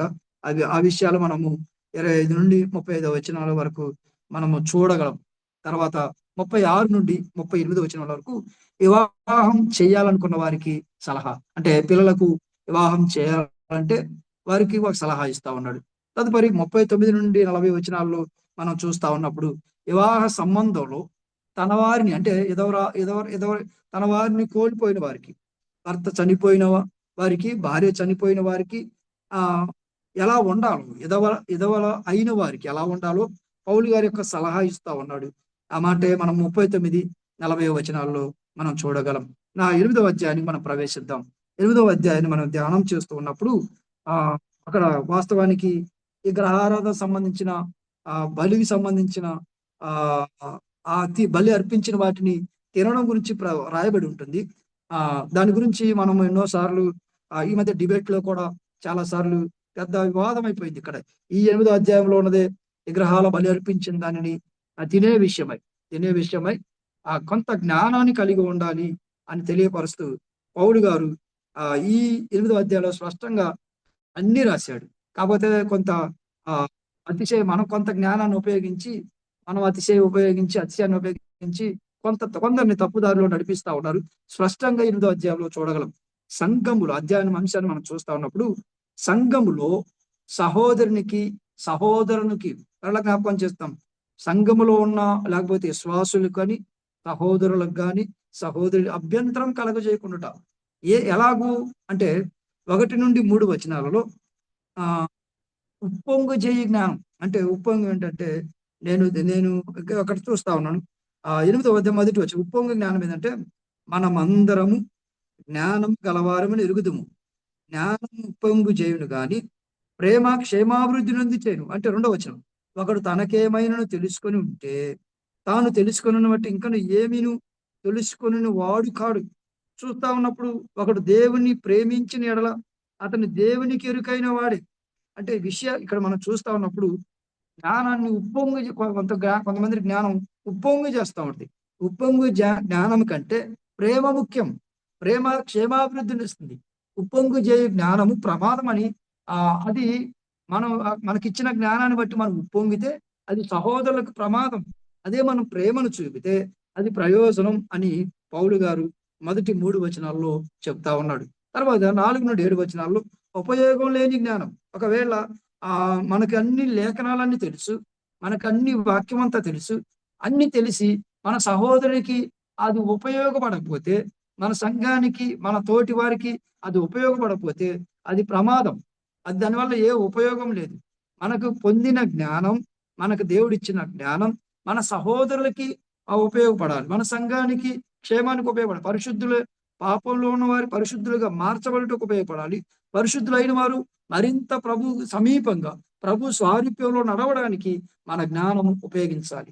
అది ఉపయోగం అలాంటి లేకపోతే దాని ద్వారా ఆ జ్ఞానం ఉన్నా ఒకటే లేకున్నా ఒకటే. అందుకే లేఖనాలు ఎన్ని తెలిసినా పౌలు గారు తెలియజేస్తా ఉంటాడు, ఎంత తెలిసినా మనము ఆ విషయంలో ఉపయోగపడాలి, జ్ఞాన విషయంలోని తెలియపరుస్తాయి. 8 నుంచి 13 వచనాల్లో బలహీనమైన ఉద్ధరింపజేయ జ్ఞానం అంటే బలహీనమైన వారు ఉంటారు, వారి ఎడల మన జ్ఞానాన్ని ఉపయోగించాలి. ఎలాగంటే నాకు తెలుసు వాక్యం, నేను నడుచుకుంటాను, నేను నిష్టగా ఉంటాను, నేను తింటాను, నేను త్రాగుతాను, నేను కరెక్ట్గా ఉంటాను, నాకు అన్ని తెలుసు, విగ్రహాల్లో ఏమి లేదని తెలుసు అని నేను కరెక్ట్గానే ఉంటావు. కానీ కొందరు బలహీనులు ఉంటారు. ఆ బలహీనుల వల్ల నువ్వు చేసే కార్యం ద్వారా వారు మరింత బలహీనులు కాకుండా ఉండాలంటే వారిని ఉద్ధరింప చేయాలి. దాని అర్థం ఏంటంటే మన జ్ఞానాన్ని బట్టి ఇతరులను ప్రోత్సహించాలి. అదే మనం చూస్తా ఉన్నాం. ఉపయోగమైన జ్ఞానం ఏంటంటే లోక జ్ఞానం వట్టిది, లోక విగ్రహములు వట్టివి, అది ఉపయోగమైన జ్ఞానం. దేవతలు మనుషుల చేత చేయబడిన వారు, దేవుడు మనుషులు తయారు చేసిన వాడు. ఆ జ్ఞానాన్ని తెలుసుకోవాలి. ప్రజలు విశ్వాసులు ఎలా కొంతమంది తెలుసుకో. దేవతలు ఏంటంటే మనుషుల చేత తయారు చేయబడినాడు. దేవుడు ఎవరంటే దేవుడు మనుషులను తయారు చేసిన వాడు, ఆయనే ప్రభువైన యేసుక్రీస్తు. అది ఉపయోగం లేని జ్ఞానాన్ని ఉపయోగించవద్దు. ఉపయోగం కలిగిన జ్ఞానాన్ని ఉపయోగించడం, ఎవరు దేవుడో ఎవరు దేవుడు కాదో వాటన్నిటినీ గమనించాలని ఈ పత్రికలో ఏమి తినాలో ఎవరు తినకూడదు వాటన్నిటిని వివరిస్తూ పౌలు గారు ఈ పత్రికలో తెలియపరుస్తా ఉన్నాడు. తర్వాత మీరు చదువుకోండి, చాలా విశేషమైన మాటలు పౌలు గారు మనతో మాట్లాడతాడు, దేవుడు మనతో కూడా మాట్లాడతాడు. 9వ అధ్యాయం మనం వెళ్ళిపోదాం త్వరగా. 9వ అధ్యాయానికి మనం వెళ్ళిపోదాం. 9వ అధ్యాయాన్ని మనం చదువుతున్నప్పుడు సంఘములో దేవుడిచ్చిన అధికారాన్ని ధిక్కరించుట, సంఘములో దేవుడిచ్చిన అధికారాన్ని ధిక్కరించుట అని మనం చూడబోతూ ఉన్నాం. ఈ అధ్యాయంలో మొదటి 4 వచనాలు చదువుతున్నప్పుడు పౌలు తన అపోస్తులత్వం గురించి వివరిస్తాడు. నేను అపోస్తులను కానా, మన ప్రభు అయిన యేసుని నేను చూడలేదా, ప్రభువునందు నాకు పనికి ఫలము మీరు కారా అని మాట్లాడుతూ ఉంటాడు పౌలు. ఆ అపోస్తులకు ముద్రగా మీరే ఉన్నారు కదా, మీ మట్టుకైనను అపోస్తులే ఉన్నా అంటే అపోస్తులత్వం అంటే ఏంటి? పంపబడిన వారు, ఒక ప్రత్యేకమైన పనికై పిలవబడిన వారు, పంపబడిన వారు, భారం కలిగిన వారు. అంత మాత్రమే కాదు, క్రీస్తు యొక్క జనన మరణ పునరుద్ధానం గురించి సాక్ష్యం ఇచ్చేవారు, దేవుని రాజ్య సువార్తలో రాజ్య వ్యాప్తిలో సహాయపడేవారు. మనం దాటి వెళదాం. పౌలు అపోస్తలత్వం గురించి, ఆయన అపోస్తలత్వం వివరిస్తూ ఉంటాడు. 5 నుండి 10 వచనాలలో పౌలు తన అధికారాన్ని గురించి వివరించుట, పౌలు తనకున్న అధికారం ఏంటో అక్కడ చెప్తా ఉంటాడు. నాకు నేను కూడా కేఫా వలెను మిగిలిన సహోదరుల వల్లనే అపోస్తుల వల్లనే భార్యను వెంట పెట్టుకొని తినుటకును త్రాగుటకును నన్ను విమర్శించమా అంటే మాకు అధికారం లేదా? 5వ వచనంలో మనం చూస్తా ఉన్నాడు. వెంట పెట్టుకొని తిరుగుటకు మాకు అధికారం, తినే విషయంలో, ఆ తర్వాత పరిచర్య విషయంలో, ఆ తర్వాత భార్య అనగా తన వారితో విశ్వాసురాలైన భార్యను అంటూ సెలవిస్తా. అంటే పౌలు తనకు కూడా అధికారం ఉంది, కానీ ఆ విషయాన్ని ప్రస్తావించారు. సంఘం దేవుని వాక్యంతో పోషించాలి, అదే ఆయన తెలియపరుస్తూ మందను పోషించాలి, మందరు కాపరించి ఉండాలి. అదే 9వ వచనంలో మనం చూడగలం. పౌలు అధికారం తెలియజేస్తా, నాకు ఉంది కానీ నేను దేవుని పరిచర్య సాగిస్తూ ఉన్నా, అంటే మందను పోషిస్తున్న దేవుని వాక్యంతో అని పౌలు ప్రస్తావిస్తూ ఉంటాడు. అలా 20 వచనాల్లో తన కలిగిన ఆదాయం గురించి వివరించటం, పౌలు తన ఆదాయం గురించి వివరిస్తూ ఉంటాడు. మనం ఆ విషయాలన్నీ అక్కడ మనం చూడగలం. తనకున్న ఆదాయం ఏంటంటే ఆయన చదువుతాను, నేను సువార్త ప్రకటించుతున్నాను, నాకు అతిశయ కారణం లేదు, సువార్త భారం నేను ప్రకటించవలసి ఉంది అంటే పౌలు గారు దేవుని మనం చూస్తా ఉన్నప్పుడు దేవుని ఆయన ఆదాయం ఏంటంటే ఆయన సంపదలే, ఆత్మల రక్షణే ఆయన ఆదాయం. ఇష్టపడి పని చేస్తే జీతం ఉంది, ఉచితంగా నేను సువార్తను ప్రకటిస్తాను, నేను సువార్త ప్రకటించకపోతే నాకు శ్రమ, నా ఆదాయం ఏంటంటే సువార్తే అని పౌలు గారు 11 నుండి 22 వచనాల్లో తెలియపరుస్తా ఉన్నాడు. తదుపరి 23 నుంచి 27 వచనాల వరకు, 23 నుంచి అక్కడ ఇక 33 పడింది కాదు, 27 వచనాలు, అక్కడ 33 వచనాలు లేవు. 23 నుంచి 27 వచనాలు మనం చదువుతా ఉన్నప్పుడు పౌలు అందుకోబోయే బహుమానం గురించి వివరించుట, 10వ అధ్యాయం వరకు జ్ఞాపకం చేసి నేను ముగిస్తాను. పౌలు అందుకోబోయే బహుమానం గురించి వివరించుట. ఏంటి పౌలు అందుకోబోయే బహుమానం అంటే ఎలా పరిగెత్తితే బహుమానం అందరికీ రాదు. అదే పౌలు గారు వివరిస్తా ఉన్నాడు. సరిగా పరిగెత్తిన వారికే బహుమానం, సరిగా పరిగెత్తాలి, గురి వద్దకే పరిగెత్తాలి, తర్వాత నియమాలతో పరిగెత్తాలి. ఎలా అంటే అలా బహుమానాలు. అదే 23 నుంచి 27 వచనాల్లో పౌలు గారు తెలియపరుస్తా ఉన్నాడు. సరిగా పరిగెత్తాలి, గురి వద్ద పరిగెత్తాలి, నియమాలతో పరిగెత్తాలి అని చెబుతూ నశించే ఆత్మల వద్దకే పరిగెత్తాలి, శరీరాన్ని నలగొట్టుకోవాలి అని నన్ను నేను ఎచ్చిపోకుండా.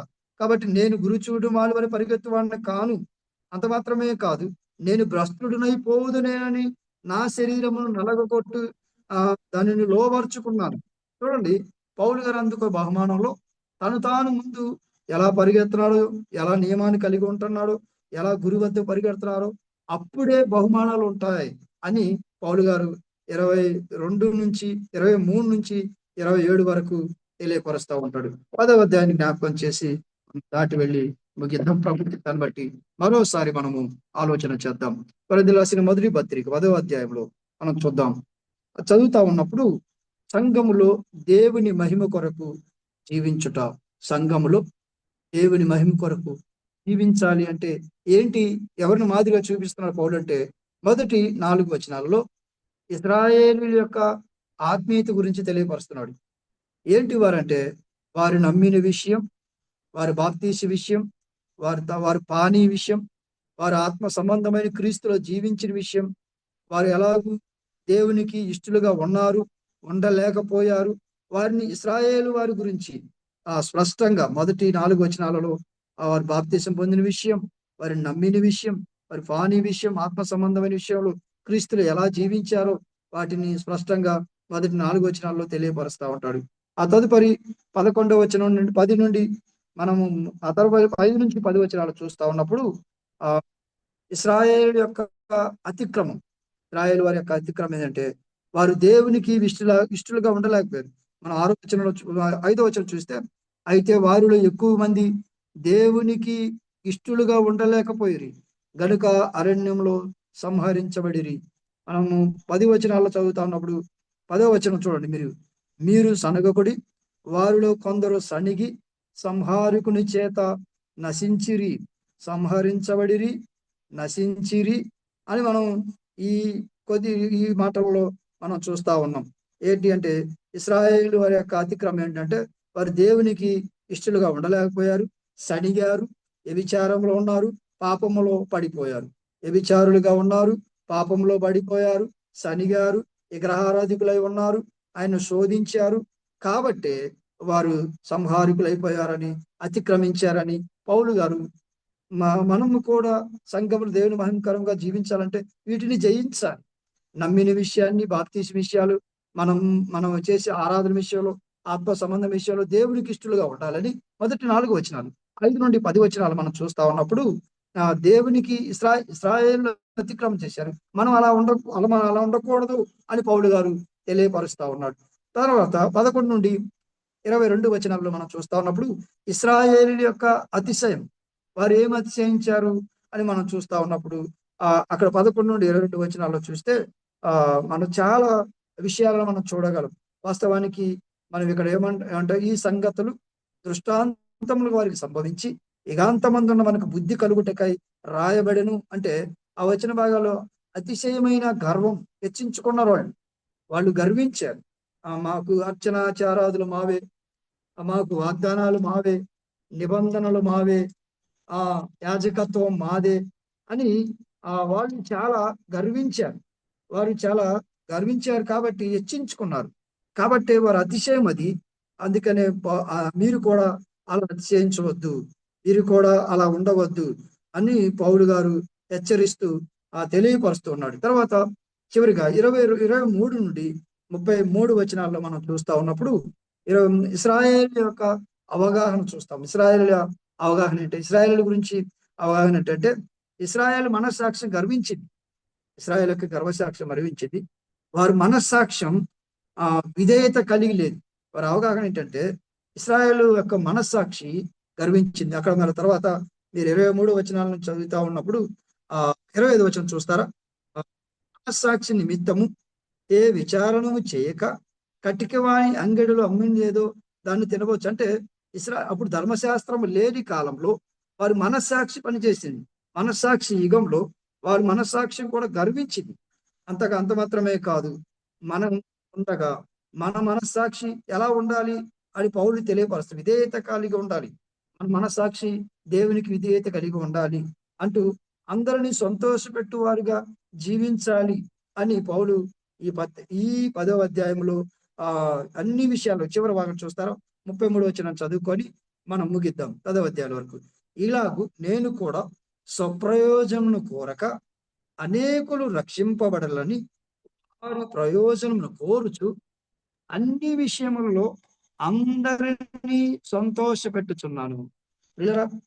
ఇశ్రాయేల్ గురించి అవగాహన ఏంటంటే వారు గర్వించారు కాబట్టి మనం అలా ఉండకుండా మనస్సాక్షి మనం విధేయత కలిగి దేవుని బట్టి ఆత్మల రక్షణ కొరకై మనము తగ్గించుకుంటూ అన్ని విషయాల్లో అందరిని సంతోషపరచాలని ఈ 10వ అధ్యాయం తెలియపరుస్తూ ఉండగా దేవుని సంఘములో దేవుని మహిమ కొరకు జీవించాలంటే మనము వీరి గురించి తెలుసుకోవాలి. ఇశ్రాయేలు గురించి తెలుసుకుంటే అప్పుడు 11వ వచనం మనకు అర్థమవుతుంది. కాబట్టి ఈ అధ్యాయం అంతా మనం జ్ఞాపకం చేస్తూ అటువంటి ఆలోచన చేస్తూ ప్రభు చిత్తం అయితే మరోసారి 11 నుంచి 16 వచనాలు మిగతా తదుపరి అధ్యాయాలు మనం ధ్యానం చేయడానికి పరిశుద్ధాత్మ దేవుడు మనకు సహాయం చేసి ముందుకు నడిపించును గాక. ఆమేన్. వందనాలన్నా. నా వందనాలనా.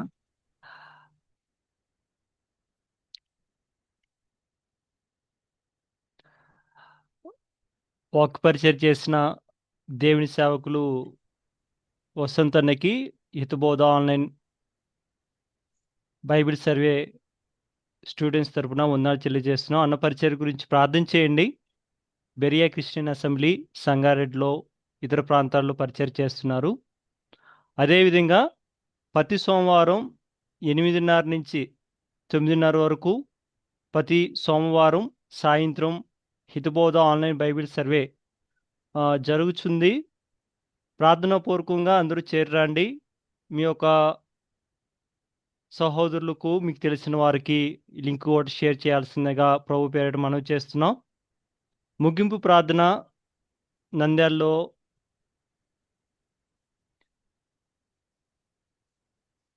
పరిచయం చేస్తున్న దేవుని సేవకులు రామకృష్ణ గారు ముగింపు ప్రార్థన చేస్తారు. తర్వాత మన అందరం వందనాలు చెప్పుకొని ముగిద్దాం. ఓకేనా అన్న